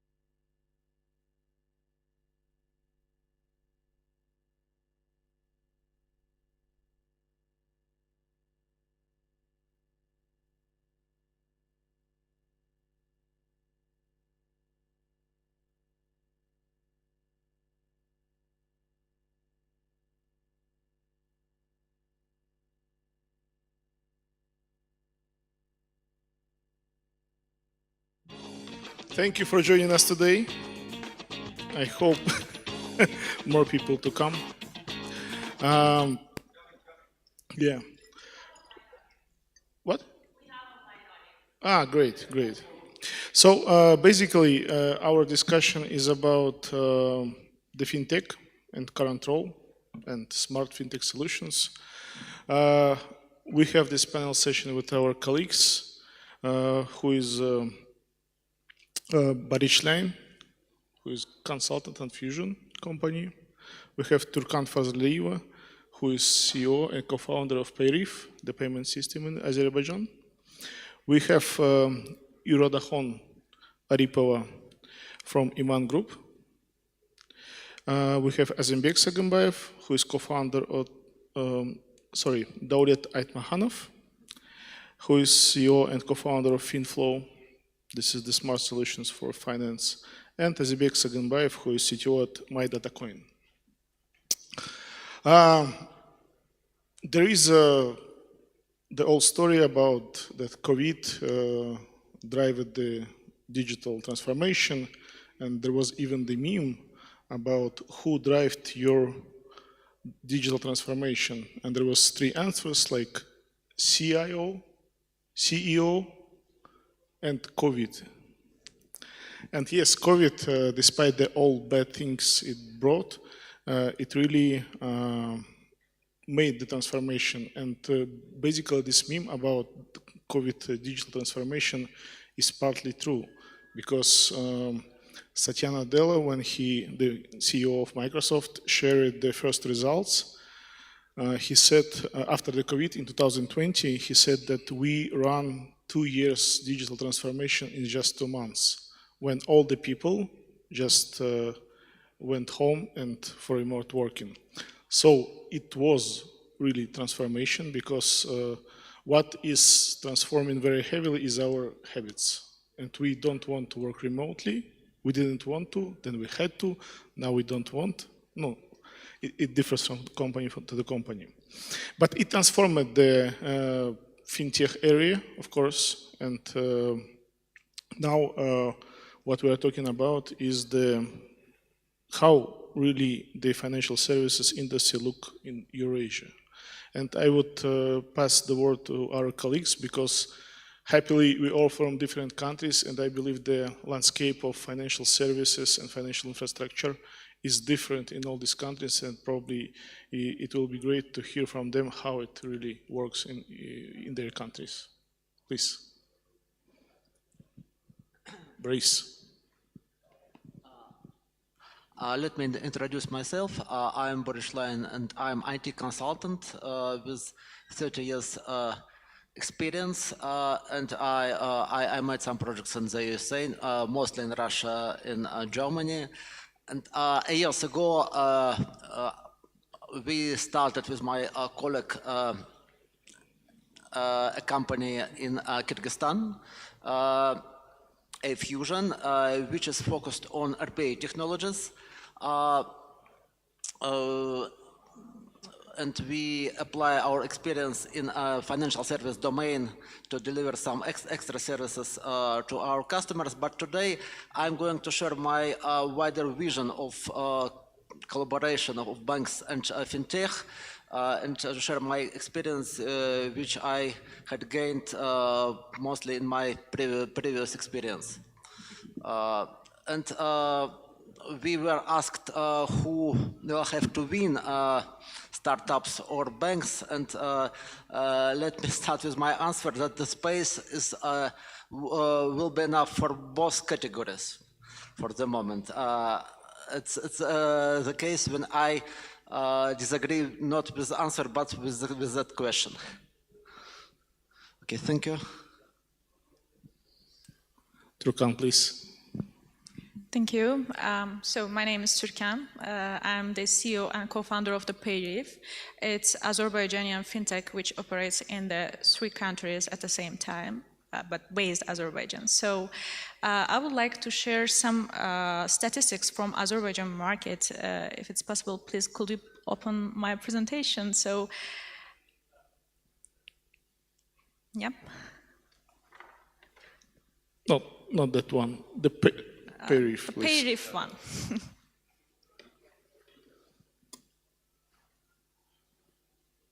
Well, I would like to share the Azerbaijan market a little bit because I think that anyone just don't know about the Azerbaijan landscape. So, and I will try to explain how it's just evolve. So you are seeing the key milestones in Azerbaijan when the first payment aggregator just launched in 2007. And then after some years, banks started launched their mobile apps. But of course, as you mentioned, that after COVID pandemic situation, the market size just increased, and the people just preferred to switch to the cashless payment. So that's why after COVID, it's increased, and the Apple Pay and Google Pay also launched in Azerbaijan. So after 16 years, our government decided to react to the Fintech ecosystem, and they are now offering the regulation, and we are applying to this, we are applying for the license, and we try to get the license next year. So, the statistic from the Central Bank of Azerbaijan also shows us the pandemic situation really increased the transaction of the e-commerce platforms in Azerbaijan also, and the number of cards also just increased. Now people just own the debit cards, and they are using cashless payment, but cash is still king in Azerbaijan, unfortunately, but we are trying to solve this problem somehow, as we trying to solve the cash problem. So as a PayRif, we are offering omnichannel solutions for business platforms, and we are helping people to get, businesses to get their payments. We are QR code, we are invoice link, with the payment kiosk also, but we are still trying to reduce these cash payments also. And it's helping them to withdraw very fastly to their bank account. And the main advantage of our product in Azerbaijan and the competitive advantage was that we are helping to the businesses to integrate during 1-2 minutes and accept their payments immediately to their bank accounts. So that was the really important value for our businesses. So the key industries of our platform was still just hotel and tourism, education, distribution centers, taxis, e-commerce marketplaces, and etc. So, as I mentioned, that we are now performing in Azerbaijan, in Pakistan with the JV agreement, and also at the end of this year, we are starting to the production level in UAE market in the Dubai office. So we are looking forward to contact with the Central Asian partners also, and looking forward for questions. Thank you. That's an interesting thing, and because Azerbaijan market started to develop in, let's say, recently, and the key advantage of such markets is that you can do all the things right. You remember that there is discussions why sometimes in the US it's simply not working. There are a lot of cash, there are no wireless payments, and the explanation is pretty simple. Just because the infrastructure was built long time ago, and to replace it, you need to invest not even billions, probably some trillions of dollars to just replace it. And when we have opportunity to build it from the ground, that's an interesting thing, because in KZ, I believe the cashless payment reached 80%, and that's great. Great. Yes, please. Good evening, everyone. My name is Irodakon Oripova from Uzbekistan. I work for Iman Group, a fintech and investment company that runs its business activities according to the principles of Islamic finance. Maybe most of you have ever heard what Islamic finance is and how it works. But if you haven't, I will try to explain how it works briefly during my speech at this panel discussion. If I speak about the company which I work for, we receive investments from individuals, and using these funds, we buy goods and services like electronics, household appliances, medical and educational courses, and sell them on a deferred payment, which is known as buy now, pay later option. Today we have over 50,000 customers and investors, and currently we are managing the funds of $70 million US. Also, we have 200,000 app users. Now we are currently functioning only in Uzbekistan, but focusing on expanding into Muslim majority countries like Bangladesh, Indonesia, Pakistan, Kazakhstan, Malaysia, and so on. It's been 3 years since the establishment of our company. So, in the regards to the question about COVID-19, we haven't been much affected by this disaster, since we were just evolving newly established company during this time. But we started our activities as a fully digital, fully remote company, and we met our first colleagues after 6 months when this disaster a bit went away. It didn't affect to our business activities, and now we are just in the process of development. Thank you. Yes, I really like how things are developed also in Uzbekistan. Could you please repeat? No. I just speaking about the Uzbekistan also, because we're closely looking after Uzbekistan, and there are some great projects on the investment area. For example, these IPOs that was offered last year. And to be honest, Uzbekistan, I don't know, probably Azerbaijan have, but it has its own national card system that is basically was not even developed in Russia, but last year, yes, it required them to develop. But Uzbekistan has its own card system, which is really great because it allows to the country to be independent in this area. So it's really great. Thank you. Yes, please. Yeah, Renat, thank you very much for the intro. Good afternoon, everybody. I would love to turn on the presentation so it could briefly look through the product itself. Yes, it's FinFlow presentation, please. Yeah. Can I get the clicker, please? Yeah. Thank you. Once again, good afternoon. My name is Daulet. I'm a CEO and co-founder at FinFlow. We're doing AI-powered financial planning and analysis software for businesses. And before we jump into the product itself, I'd like to introduce myself first properly. As far as I said, I'm a finance professional as a background. I've been doing financial consulting for startups and SMEs for a little more than 4 years now. But apart from that, I'm a serial entrepreneur. I've been doing some startups since 2019.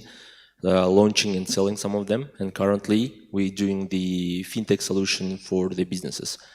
So speaking about the problem itself, we found out that 67% of founders, of entrepreneurs, struggle to create financial model, to do the forecasting, to do the calculations of their financial and product metrics, which is basically every 2 out of 3 founders struggle to properly manage the finances of their companies.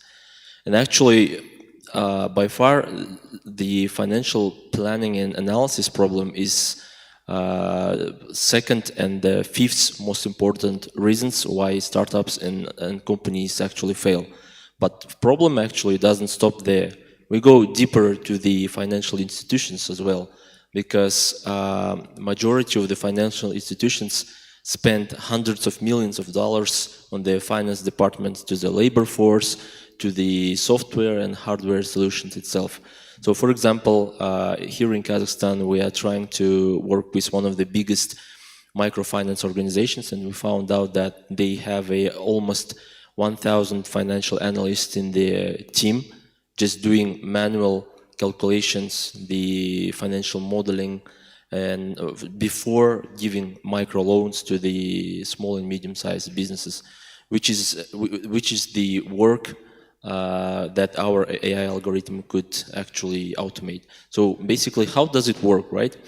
So yeah, that's why we're making financial modeling, forecasts, dashboards, graphics, and valuations in a couple of minutes using the AI power. How does it work? We simply integrate with the accounting softwares like 1S, Xero, and QuickBooks. We collect all the financial historical data that the company has. Our AI collects it, analyzes it, and in real time creates financial models, the cash flows. All the calculation is done by the algorithm itself, so that the top management don't need to do the calculation for so long, and just to get the insights and make some strategic decisions. Speaking of the market, we launched this summer in US market. We at the MVP stage.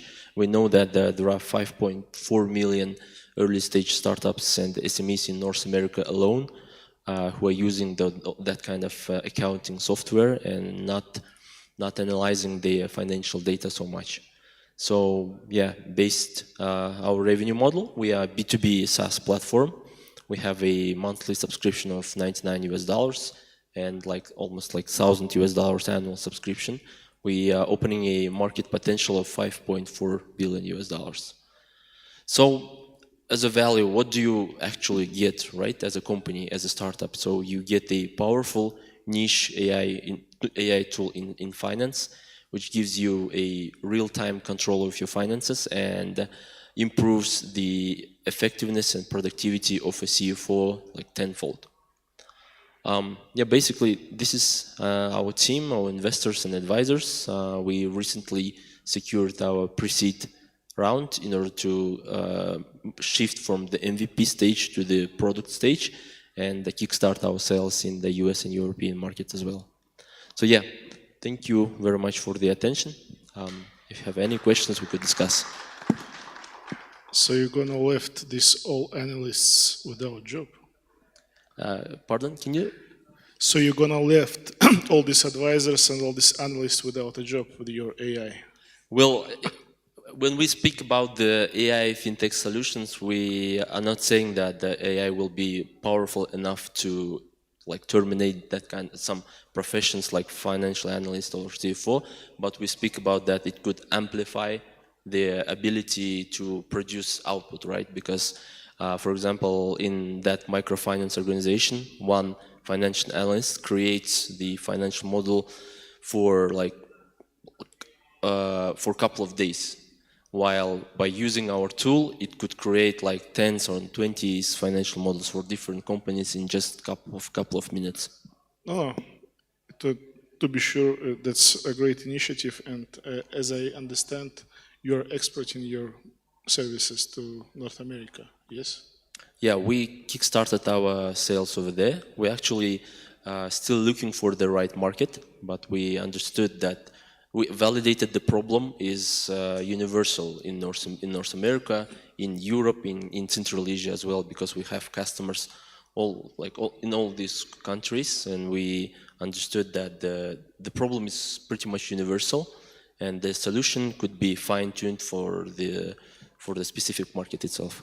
Great, thank you.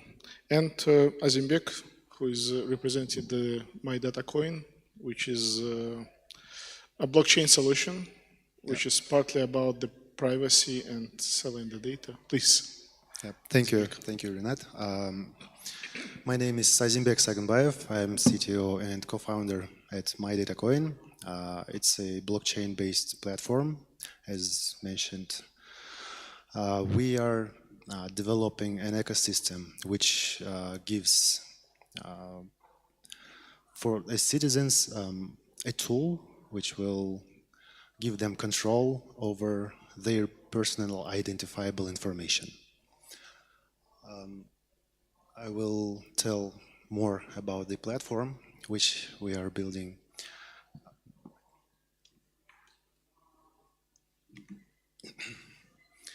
So,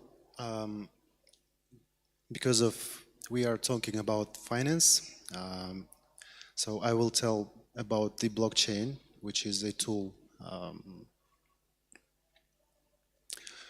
which is used in our platform. So everyone already knows about the blockchain. It's more about decentralization, it's more about transparency, and it's more about reliability. And we were mentioned about COVID, which gave a chance to the blockchain, especially in field of international transactions. So in our platform, we use blockchain in field of smart contracts. It's when the user gives a permission to the data holder to operate with his or her personal data. This permission will be written in smart contracts. Yeah, and we already know about the international payments, which is used using stable coins. It's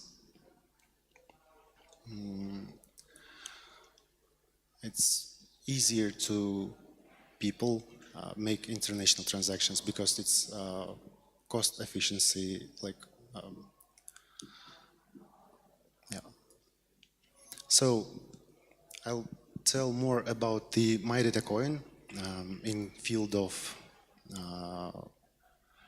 advantages. So as usual citizen, like as a normal citizen, we know that our personal data is stored on the different companies, and all the data is being processed, being monetized, and in our platform you can control them. You can see who is using your personal data and who is monetizing it. Yeah, I think. Thank you. I think that's an interesting project because the privacy is also the key issue in the fintech, because the data leakages are becoming like normal thing. Better not, we don't know yet, but these kind of solutions would probably be one of the trusts bridges between the users and between the data brokers. By the way, there are a lot of data brokers in the world, and they actually sell the data. Not personal, but anonymized, but it can be de-anonymized.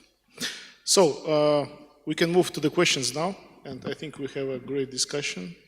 We will have a great discussion with Boris. The first question that we have is basically, there is an old story that fintech will beat the banks. Probably this is like an, let's say, beginner's level of view, that the world is a bit more complicated than just white and black. And in this case, fintech seems like white part of the life, and the banks have something old and outdated. But probably, Boris, you could share your vision on that, and probably you also, colleagues, please, let's discuss this theme. What do you think? Okay.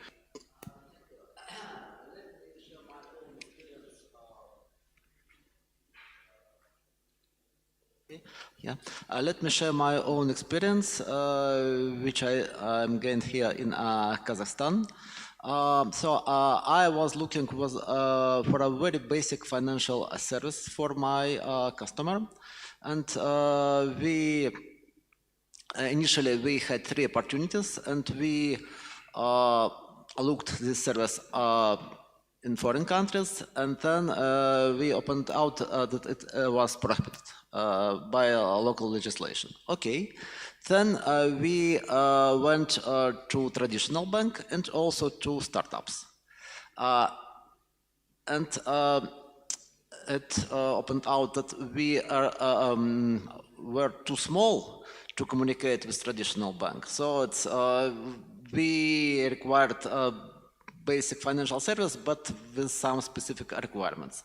So, and it took, I say it took 2 months just to start communication. Then we decided to turn to startup, and we opened out that startup, which looked very interesting for us, just didn't have enough capacity and enough, I'd say, technical capacities. And then it opened out that they didn't have enough financial capacities, financial resources. So now we're discussing a scheme when they will include investment as our connection fee to the startup. So it means that we need a service and nobody is able to provide it. Even it's a very basic service. It's a real situation in this market. And I think that only in collaboration of traditional banks and startups, we are able to gain the service we really need. So it's my question, it's my starting point for this discussion. I truly and on 100% support this vision, because basically it's not the question who will win eventually. It's the question, do we want to complete the missions of the companies? And we need to look in our charter of companies and see that the goal of each company is to earn the money. So it always was a battle for the resources, and it continues to be. And as we see from the briefs, there is a story about that banks are very slow, they have no time for that, and this is just another proof that it really is. And from my point of view, what we're doing, for example, in our bank in KZ, we are developing this, what we call API hub that would give an API access to, at first stage, to our holding companies, and then we would able to sell it to the market. But that's for the KZ, because there is some regulations from the digital ministry and of course support. Without our digital ministry, I believe many things that we see today, like cards in, like to issue a card in the what we call card machine, it would be not possible. And also banks now in KZ have access to almost every data that is available in government databases, and this is the big advantage. But probably we are not now other things. Probably you could share the vision what is currently happening in Azerbaijan. Well, at the beginning stage, we faced with this problem, but it took a while to cooperate with the banks. We started to integrate the banks which has own processing center. Then we started to integrate more than 3 banks, which have their own processing center. Then, the small banks, which are using the other processing centers, requesting us to provide them white label solutions of our features. So now we changed the situation in our market, and we are happy to give like immediate API for banks. So they also know that to develop one feature for them, it will be like about 2 or 3 years. But we are fast, so that's the big difference between fintech and banks. So they also like know that right now. So we managed this problem. No, that's great, and that's what I was talking about, to do things right from the ground. And if banks came to you and asked for your solutions as white label, that's a great sign that fintech is really working, and it helps bank to grow faster in this area. Yes, please. Yeah, continuing the opinion of my colleagues, I'd like to say that the digitalization of the banks here in Kazakhstan is astonishing.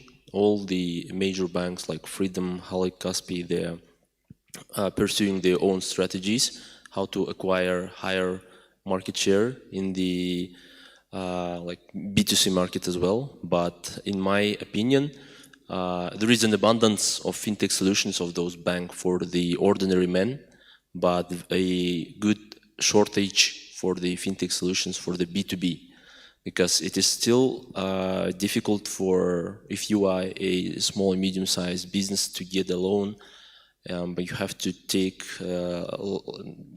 through the very difficult, long processes to get the loan to kickstart your business.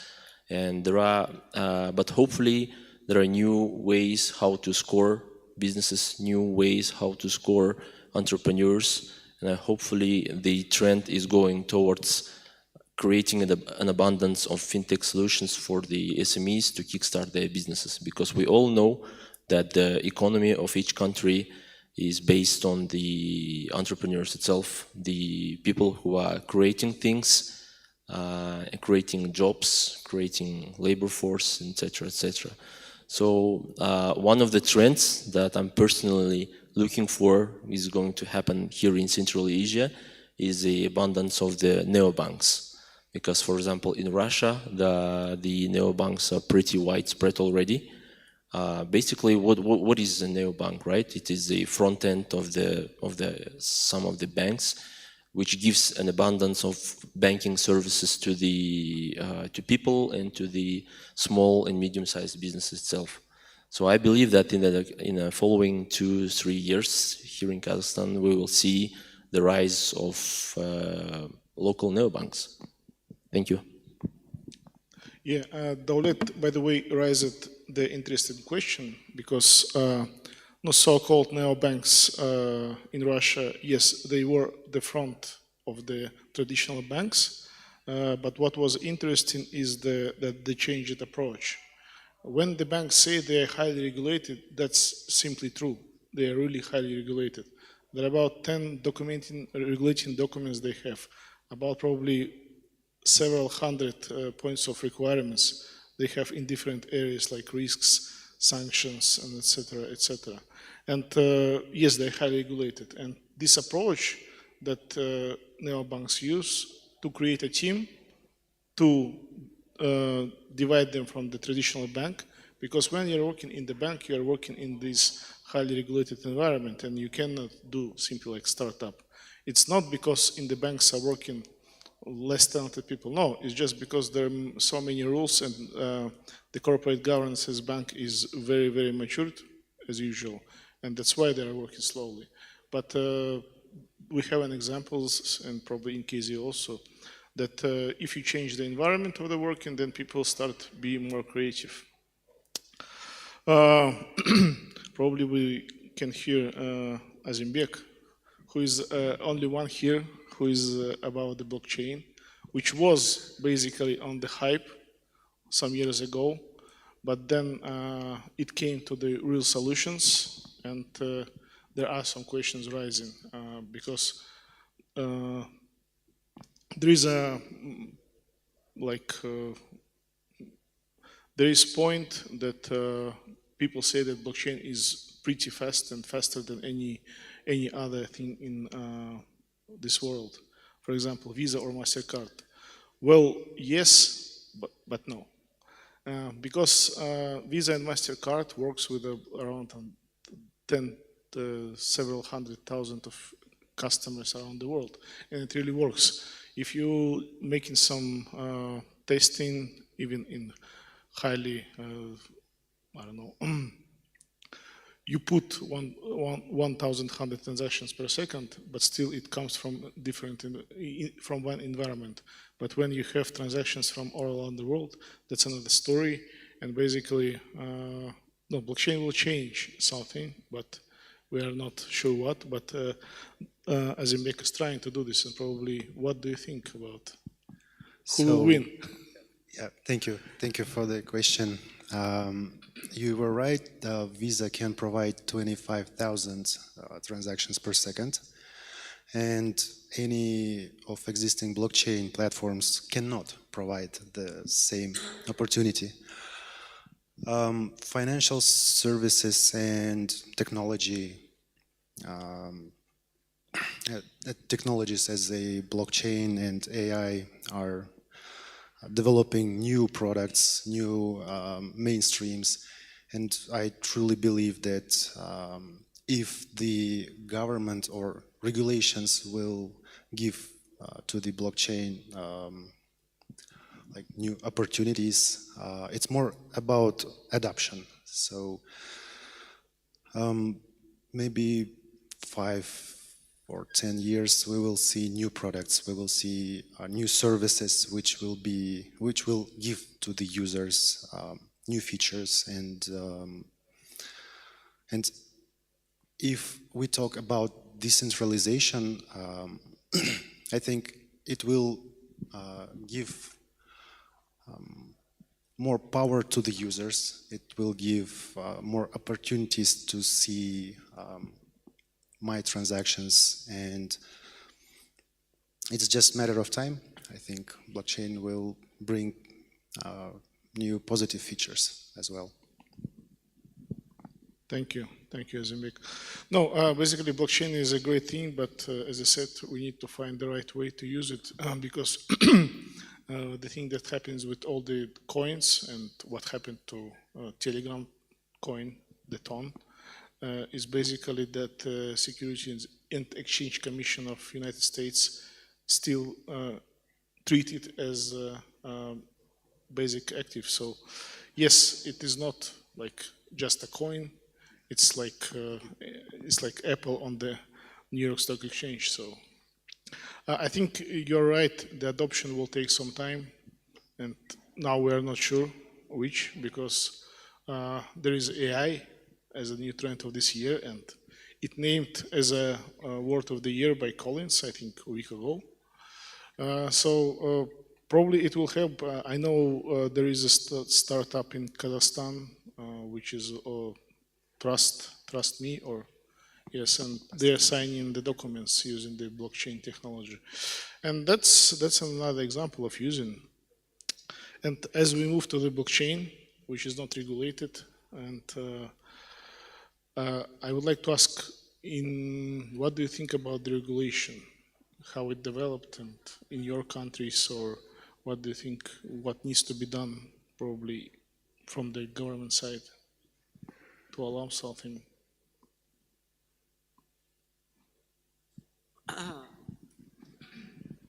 Let me to start this topic. So when we started our company in Kyrgyzstan, of course we were engaged and how governmental services are organized, because they had a big progress in comparison even to Russian services, and some services looked simpler, but they were more convenient. For example, we weren't able to buy any information about real estate deals in Russia, and we studying this domain, we had to elaborate very sophisticated models to predict prices and to estimate real estate objects. And my colleague in Kyrgyzstan were able just to buy a database legally, and then to build the models based on this data. So, and this small difference really give an opportunity for, I say, a game changer. It was a game changer in this particular domain. So, and speaking about a role of government and regulations, I think that first of all, they have to destroy barriers which do exist, and align regulations in different countries. So I think you're a little bit bored with my examples, but I try to give another one. So we started pre-sale stage this in Kazakhstan in January, and we managed to finish it in 1 month, and then we completed a pilot project in 2 months, and it took us 6 months to sign a contract.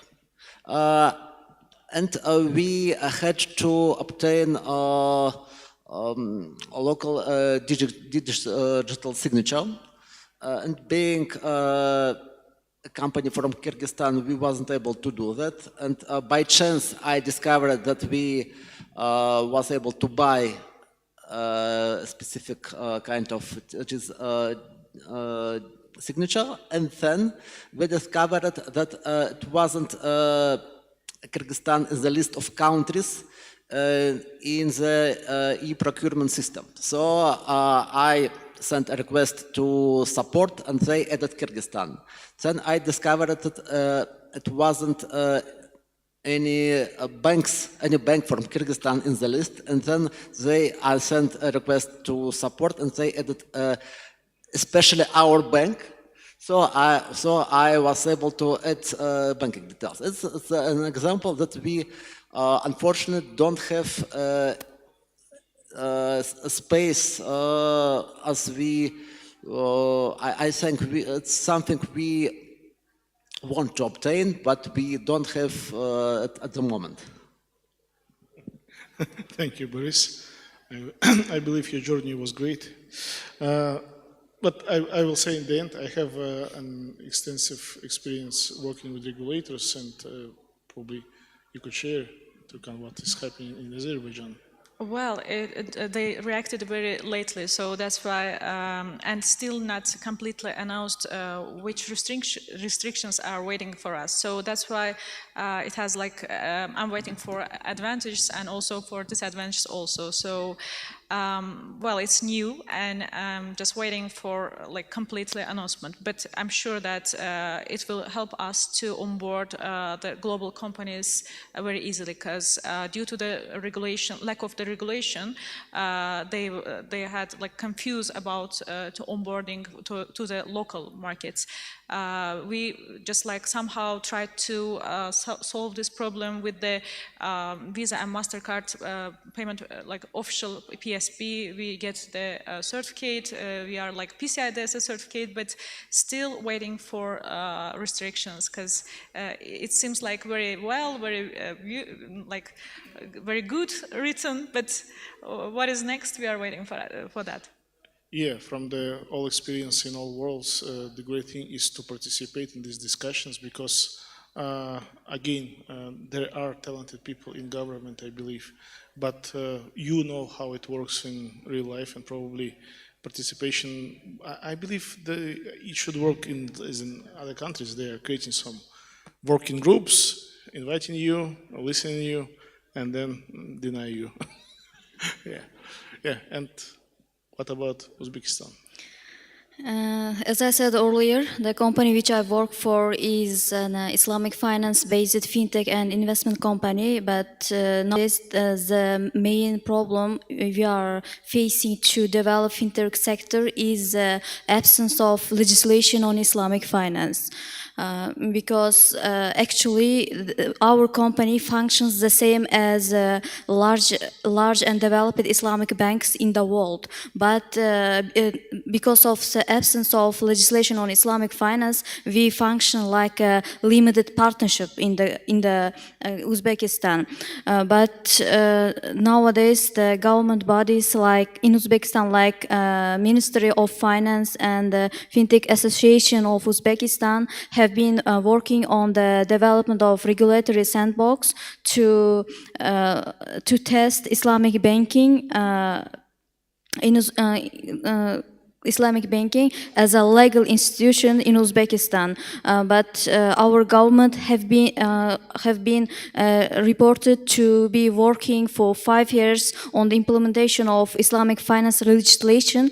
But yes, we should admit that there are changes in terms of Islamic finance legislation in Uzbekistan. For example, in 10 conventional banks, they have opened Islamic windows, but it's not still enough because the 90% of the Uzbekistan population is Muslims, but the share of Islamic finance, in the finance sector of the country is equal to 0. But still, we are trying to develop this sector, trying to develop Islamic finance products and services as a fintech company based on the current legislation of the country. Thank you very much, Iradhan. Well, that's interesting because we have like some close countries, but in some cases totally different experience and the way of development. But in common, what we have is that we should, or even we must, communicate with our regulators. As Boris said, it's all about synergy. The synergy is what helps, because no regulator in the world or no country in the world can just say there is no digital activities. And they want to make these activities, digital activities. But again, we need an expertise, we need some experience in that, and that we can help with that to discuss with the companies, with the government. Because, of course, it's easy just to lift off of the barriers and say, let us do what we want. But that's not how it works in the world. And if it worked, probably there would be no rules in the world at all. Because financial sector was always and will be highly regulated, because it's the question of the money, it's the question of the social aspects, because the fraud is rising from year to year, and if we just allow people to do what they want, the fraud people will also do that, we should remember. And that's why, and from my experience, all the regulators, and I've communicated also with Uzbekistan regulator, they're really open and always ready to listen, and what we propose, for example, we also share this remote identification. And by the way, in Kazakhstan, for the banks, it was launched during the COVID, and it was in some plans, but again, it accelerated, and I believe our national bank issued it in like 1 month after the COVID started, to issue the cards in the remote and open the banking accounts. So it really accelerated. And I believe this year there should be new rules in Uzbekistan. I'm talking about the investment firms, but it also should. But I know there are already investment firms that open accounts remotely without a digital signature. So I think we are running out of time, and probably the last question, what, except all the problems you have with the international relationships, probably what problems we should solve in terms of the current situation? Because in all banks and all probably the payment systems now are under pressure of the some controls, and probably you also, you for sure participating in the sanctions. Probably was it a challenge for you or not to to monitor the transactions and sanction people?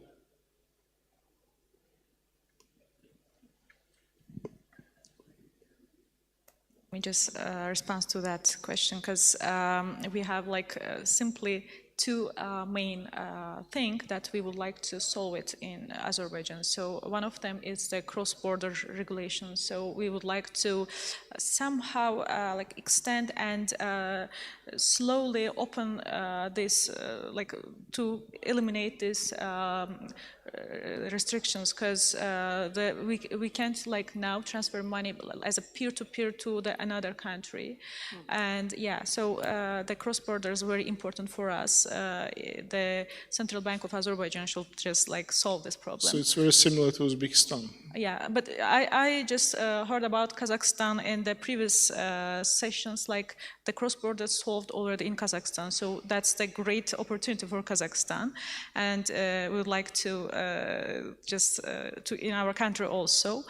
And also the another problems about the AWS. So we don't have the Office of Amazon Web Servers. So it's very secure and very exactly like working without downtime servers. So due to the regulation restrictions, we need to save the data only at the local servers. So that's why we need AWS also. So that's simple two solutions. For AWS, there is a solution from AWS which is called AWS Outpost. You can bring the rack with the service of AWS to Azerbaijan and place it in your data center. And there are not all the services of Amazon, but a lot of them that are available in this outpost. And probably you should just contact Amazon and bring this outpost.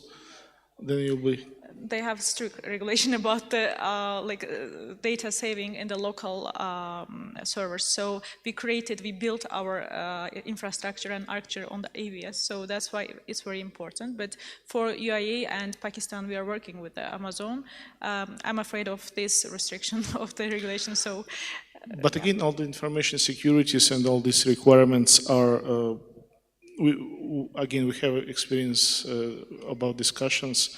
Yes, it's discussable.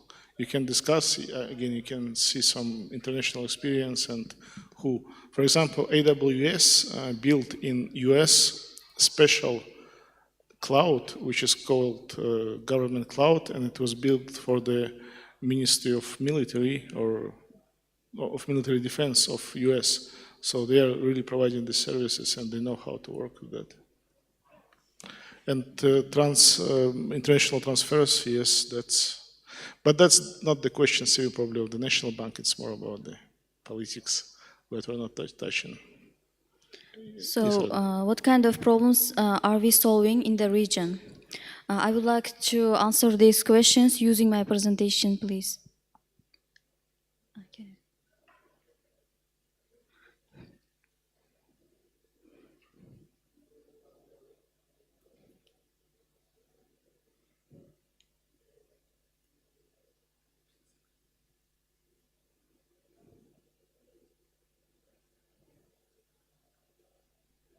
Yes.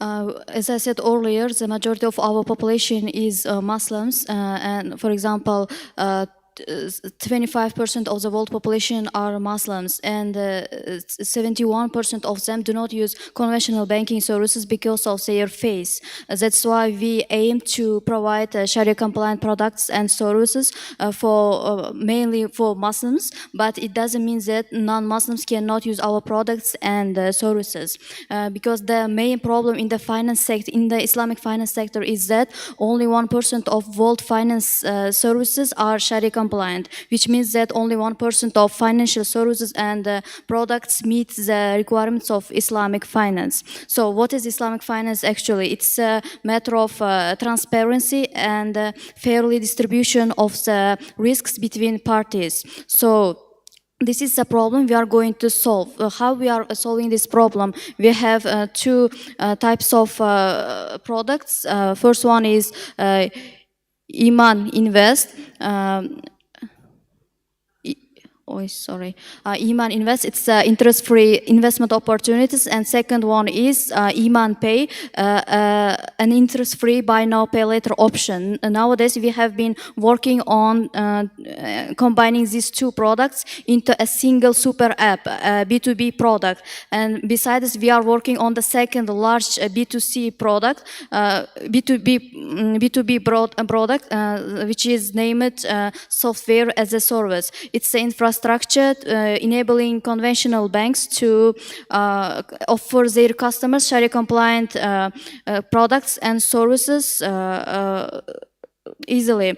The main advantage of this product is that it can be easily integrated to the business process of any conventional banking. As a result, we can accelerate the process of providing Sharia-compliant products and services, including interest-free investments and leasing, ijara, and buy now, pay later options. Thank you. Thank you very much. That's one click or two click solutions is really great because people have time to do some pleasure things, not to go to the banks. I think we run out of time. Thank you very much all for these discussions. I see we would be able to cover more topics, but we will take it into account in the future. So have a nice evening and have a nice evening to everybody. Thank you.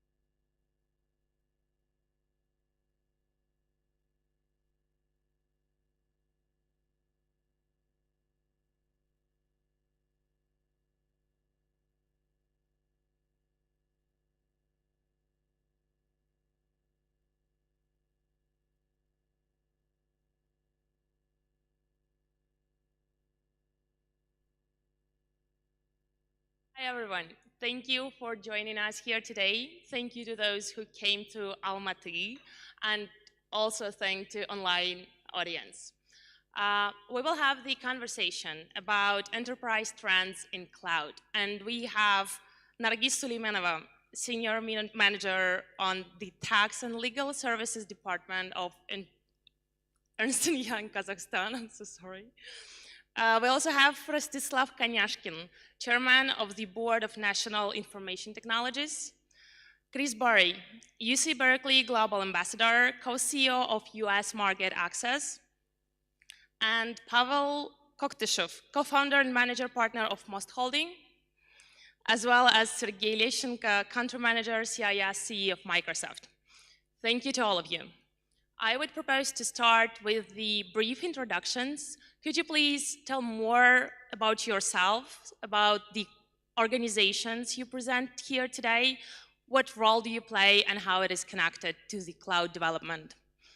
Shall we start with you? Yes. Please.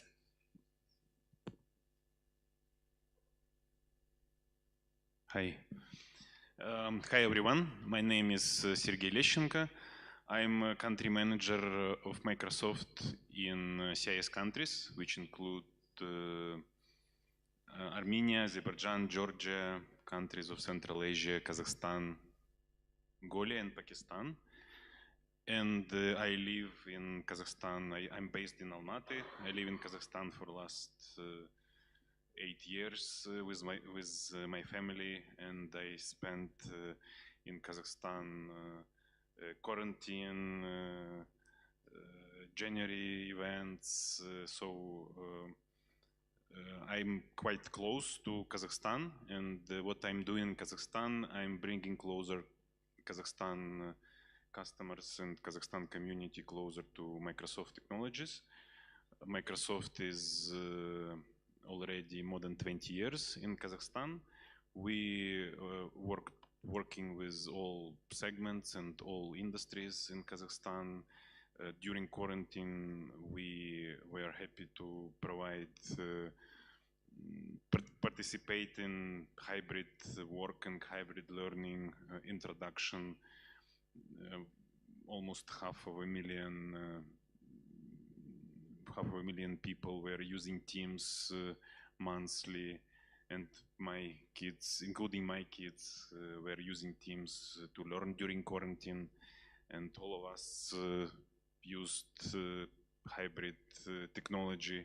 So we are moving together with Kazakhstan along the road of digital transformation, and I will be happy to contribute more to success of Kazakhstan as a digital transformation nation. Thank you. Awesome. Thank you so much. Chris? Thank you, and thank you to StrategEast and all the sponsors for putting this together, this fantastic event. Quick introduction, Chris Burry. I'm here wearing a number of hats. I am part of the entrepreneurship team at UC Berkeley with the Siddhartha Center for Entrepreneurship and Technology. I've been associated with them for more than 10 years now. Recently, they gave me a fancy title. They now call me a global ambassador, which somehow now means I do things for free. I am also the CEO of the US Market Access Center. For the last 12 years, we have worked with startup founders from 75 countries to help them build great companies. Many of them are running on the cloud on a variety of different platforms. And in a past life, when I was an entrepreneur, had many different companies, but most of my technical career was actually on sort of data center and infrastructure. So the question of cloud computing is sort of near and dear to my heart. Thank you, Chris. Pavel. Hi everyone, my name is Pavel. I'm a co-founder and managing partner at Most Holding. It's an innovation support ecosystem, private innovation support ecosystem here in Central Eurasia. We headquartered at Almaty, but we're serving the whole Central Eurasia community. So we includes the ecosystem includes the first kind of classical venture fund We invested 18 companies so far, and together with our co-investors and sisters Angel Club, we invested more than 5 million so far in high growth potential companies. So I used to work in government sector as well, so I was the initial kind of launch team for Astana Hub, so I'm familiar with the government and public policy landscape, specifically in Kazakhstan. And yes, so we here to support prospective entrepreneurs. Awesome. Thank you so much. Nargis, welcome. Thank you. Good evening, dear colleagues. First of all, I would like to express my gratitude to organizers for invitation to this event. My name is Nargis Suleimanova. I'm a senior associate within EY Kazakhstan Legal Practice. And I would like to mention that EY actively participates in various working groups, including Foreign Investors Council, AmCham, Eurobac, in relation to cloud services, in relation to introducing the amendments to the legislation of Kazakhstan with respect to cloud services. And today I will present these topics as well. Thank you. Thank you. Rostislav. Hi everyone, my name is Rostislav Konyashkin. I'm CEO of NITEC, National Information Technologies Company. We are an operator of e-government in Kazakhstan. We providing services, we're providing cloud services, we provide public services for citizens, for business, and a lot of other projects. Some of them we will discuss, I think, today in my presentation. Thank you. Thank you. Thank you so much. Please applause to our panel speakers. And I would like to start with the presentation from EY Kazakhstan. Nargis has already mentioned it. Please share it with us.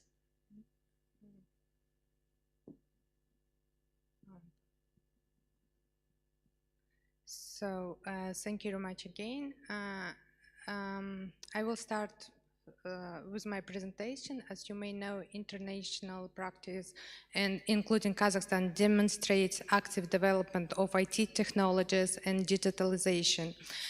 Nowadays, digitalization affects all spheres of activity of states and companies. So we are increasingly talking about four digital technologies like artificial intelligence, blockchain, and Internet of Things, big data. As a general rule, all these things are integrated with clouds. The effectiveness of clouds we all see during the pandemic. For example, in healthcare industry, when medical care was provided remotely, in educational, when the classes was conducted remotely to school children and students. On all other sectors of economy, for example, financial, trade, logistics, also switched to clouds. So the international experience shows that not only private sector, but also public sector switched to clouds. As it was mentioned by our presidents this year on 1st September, the main goal today for the country is transformation of Kazakhstan into IT country. For this, we are required to complete certain tasks, for example, development of artificial intelligence, to digitalize all government process and increase export of IT services by 2026 to $1 billion, and also to increase the number of professional specialists. All these things could be achieved by using the cloud services in Kazakhstan. Next slide is about research that has been issued by EY together with NASCOM in 2022 that shows that by 2025, almost 1 gigabyte of data will be reside in the cloud.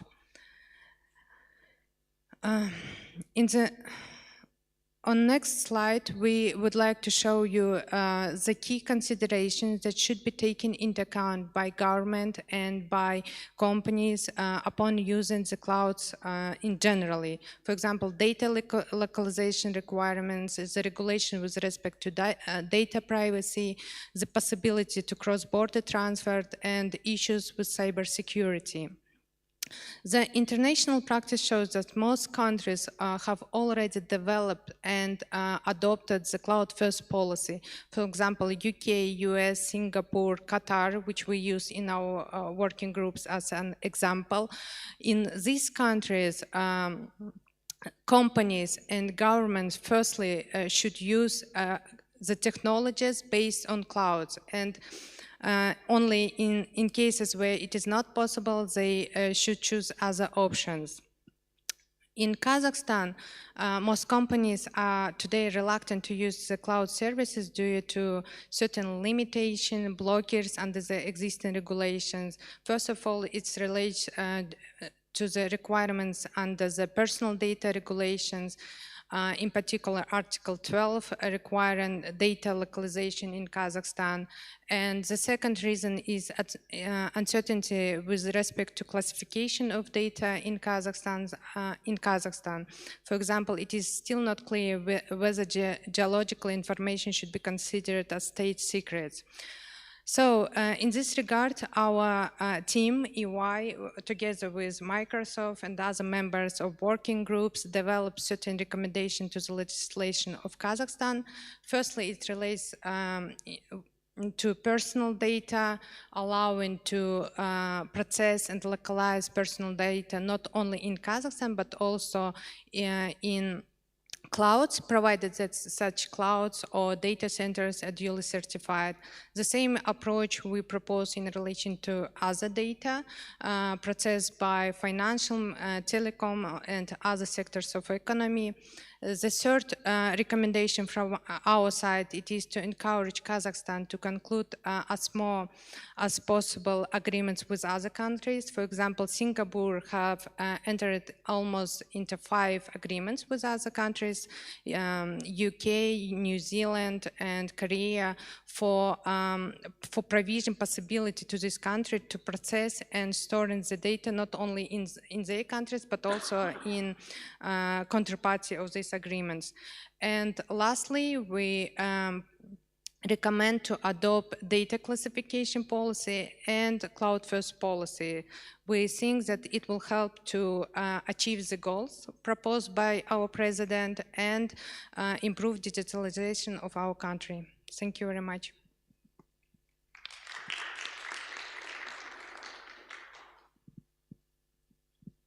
Thank you so much, Nargis. Very interesting presentation.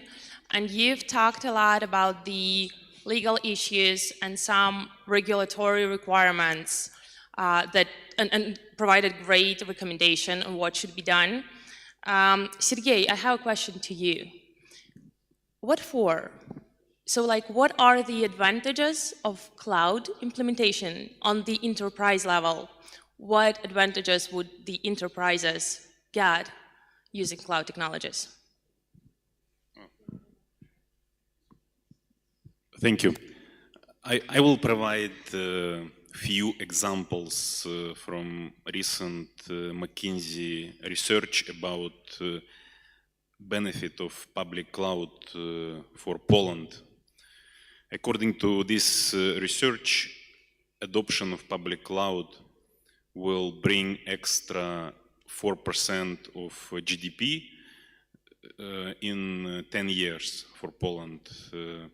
If we will calculate same data for Kazakhstan, for example, it will be benefit of extra 4% of GDP or $13 billion in 2033. So it's extra more than $10 billion for the country annually due to use of public cloud by country as a whole.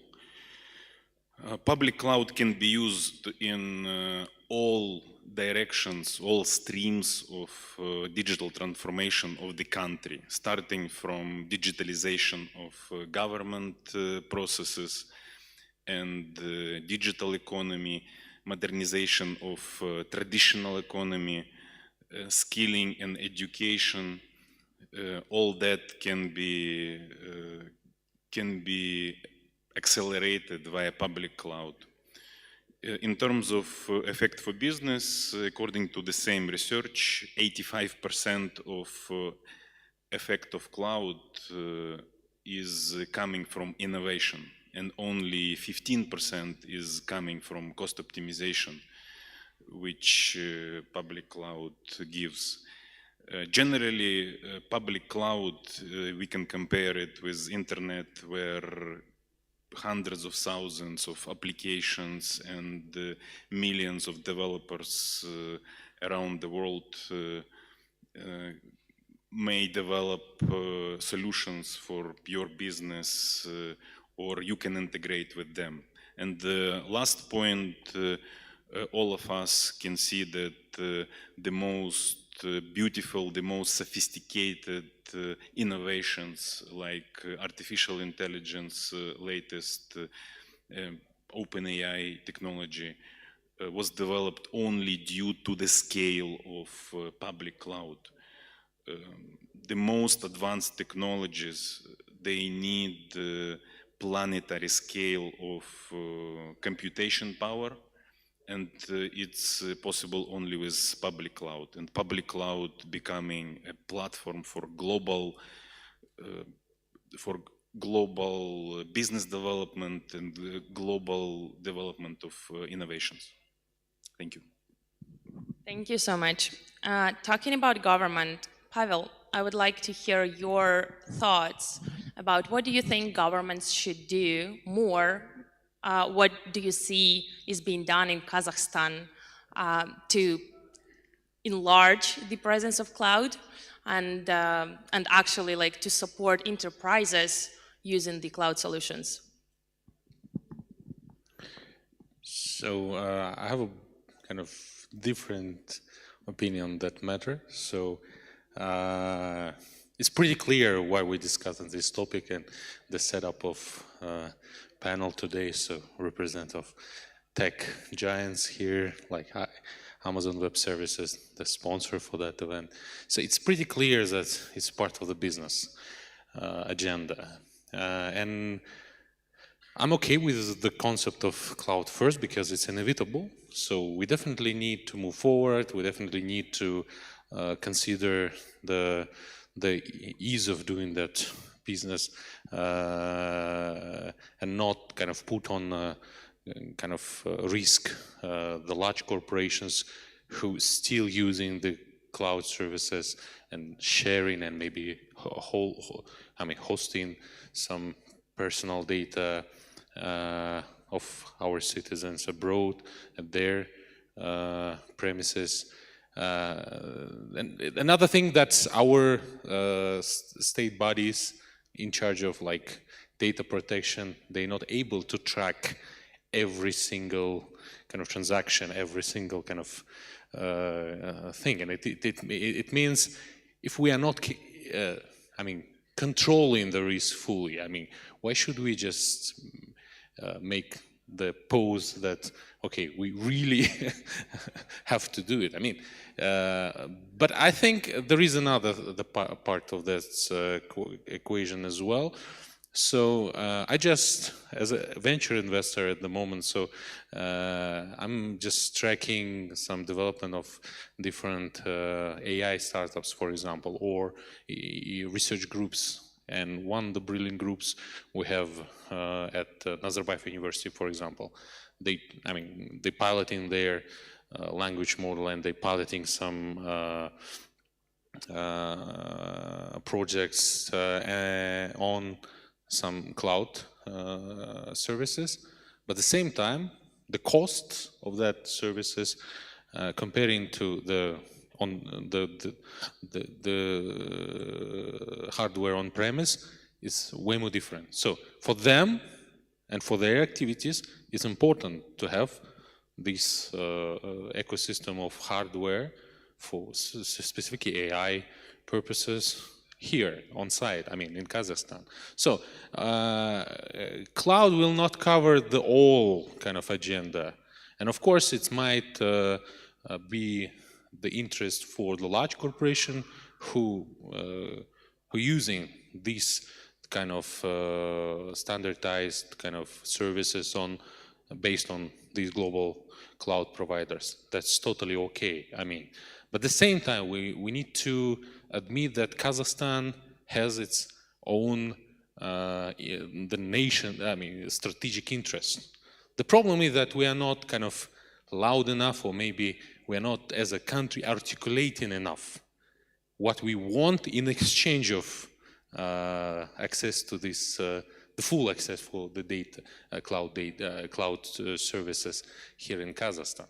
I think the group that you are leading has the major kind of wall, not on logical side, but on emotional side. So to be totally okay with a large corporation, to be presented, fully presented in our domestic market, we need something in exchange, right? We need some special, like, it's bargain, right? It's exchange. And if we see these kind of examples when our deep tech kind of groups of young, kind of, not necessarily young, but like scientists, data scientists, trying to pilot their projects, and they face the burdens of such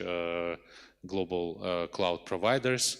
So I think we need to have this kind of bargaining power in terms of communicate the fees, communicate the pricing model, and other stuff. There is a good example with the startups programs that every single cloud provider has.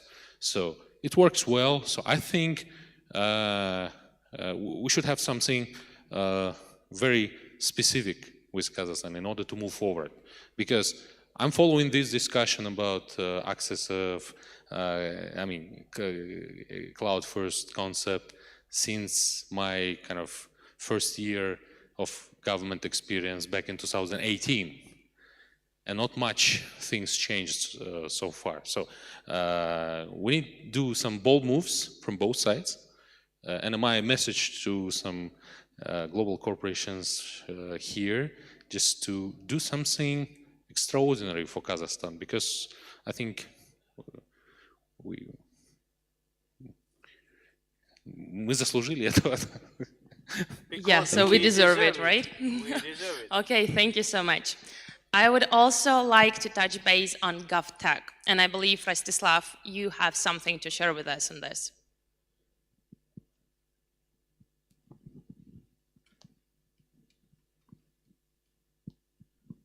So it's a very short view what we are doing right now on the Gov Cloud in Kazakhstan. I hope it will be interesting for you and also for our partners.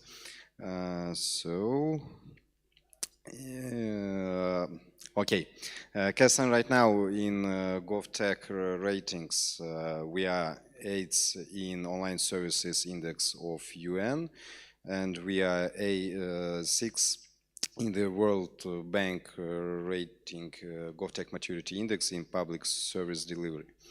Right now, more than 90% of all services are available online.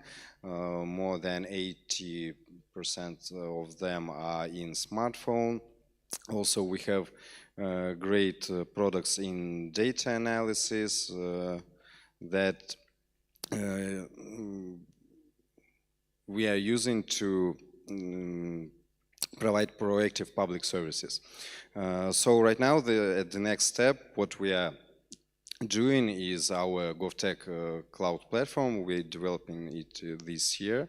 The key benefits of this platform is flexibility, standardized working processes, and we hope that we will decrease our costs on the developing products and developing these systems not only for government but also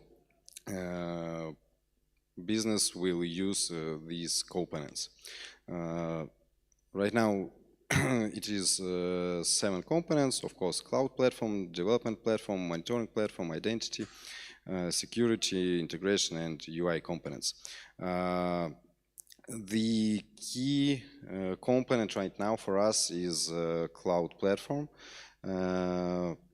We are building it on OpenStack. Right now we are using VMware for all governmental agencies, but we are building right now the new way on OpenStack, and we are trying to develop multi-cloud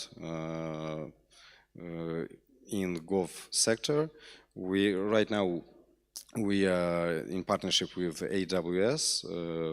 We are looking how to use the Outpost product, and also we are trying to build the multi-cloud in private side, but we also want to use public clouds like AWS, like Azure, like Google Cloud and others. So it's a way we are trying to do.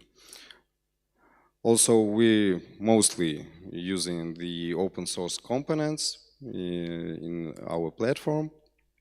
It's not so interesting. And right now we are we are trying to share these knowledges, we are trying to share these products through the GovStack initiative leading by the UN, ITU, and World Bank, to share our products also for free with our partners in region and not only in our Central Asia region. So this is what we are doing. Hope it was interesting for you. Thank you.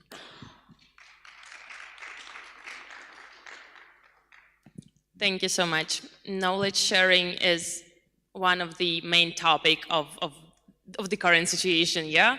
And it's very important also for startups. We talked a lot about the governments. We also discussed the, yeah, Chris, you feel it, it's coming. So we talked about the enterprise, and just to make the picture full, I also want to touch base with the startups. You work closely with startups on your daily basis. What do you see is the influence of cloud, or what is the role of cloud for a startup and generally for the startup ecosystem? Yeah, cloud is clearly one of the fundamental enabling technologies for many startups today. I am going to date myself in that I have to sort of laugh because everybody says, you know, oh, cloud computing is this new cool thing, right? No, it's not. It's been around since the 1960s. It's just had different names. The very first version of quote-unquote cloud computing was on mainframe computers doing something that was fancy named called time sharing, right? Multiple workloads being shared on the same computers that could be dynamically configured. And yes, even in the 1960s, they were running, surprise, virtual machines on IBM mainframes. Then you fast forward to the late 90s, and during the dot-com boom, we had this lovely thing called application service providers, ASPs, which, guess what? Was applications hosted and served remotely. Sounds familiar, right? And then, you know, we have the quote-unquote, now we're going to call it cloud computing, right? But the reality is this idea of being able to have shared resource pools has been and continues to be one of the key enablers of startups, right? Is that you have these companies, and one of the things that startups lack all the time is capital, right? There's very few startups that say to themselves, wow, I really have enough capital. And the value of cloud computing in all of its forms over the last, 50 years has been around giving startups the ability to have really high capital efficiency, that I just have to pay for the resources that I'm consuming instead of having to go buy 50 servers and build a data center and pay for racks. And I made a ton of money in my career being one of the guys who like designed these huge server farms for corporations, right? Made a bunch of money doing that. And now it's just, you know, you can go to Microsoft Azure, AWS, Google, Oracle, Rackspace, right? And you can just say, well, I want a server instance, and you don't have to know anything about the underlying infrastructure. So it allows a degree of capital, you know, a degree of capital efficiency that is critically important to startups. But the second thing is it allows a degree of speed of execution that you don't have without these types of services. That, you know, if I have a new startup and I want to be able to have the compute power to be able to deliver it, I can go to one of the cloud providers and, you know, in 15 minutes, I can have like all the resources I need. It's all up, it's all running, and I can just get on with life. As opposed to when people were doing this where it's like I have my server sitting under the desk or in my garage or whatever. It was like, I don't know, order the server, wait 6 weeks, you know, have to find somebody who knows how to put it together, have to find somebody who knows how to configure it, and then have all these people that knew what to do with it to maintain it. And so where for the startup community, this is really, you know, really important is around capital efficiency. And as more and more resources become available in the cloud that are related to AI, it's going to further enable sort of this speed of execution, you know, that I don't have to figure out how do I get, you know, 5 cards from NVIDIA. You know, the guys at Microsoft or somebody's going to figure that out for me. I just have to say, these are the resources that I need to be able to, execute. And so, you know, I think if you think about cloud more broadly speaking as sort of shared pre-configured resources, I'm less concerned about, am I running on AWS or Azure or whatever. What I think is important to the startups is how does it drive capital efficiency, how does it drive speed, and how does it lower the skill level that I need on my team in order to be able to execute. Awesome, thank you so much. And I would like to wrap this session up with a question to all of you. Given very diverse background, I would really love to hear what trends you anticipate to have, like to be implemented in the cloud computing space in the upcoming years. Please, go ahead. Okay, Chris. Chris, please go ahead. You know, I think you're going to continue to see more and more things related to AI. I think you're going to see more and more things related to security. I think the one that I look forward to and also terrifies me at the same time is as quantum computing becomes real. That's going to be sort of the next level game changer, just in terms of it'll be enormous step function in terms of speed of processing. But in the shorter term, it's more powerful hardware available to run these large language models in the AI universe. Thank you so much. Then I believe we will go this way, right? Pavel?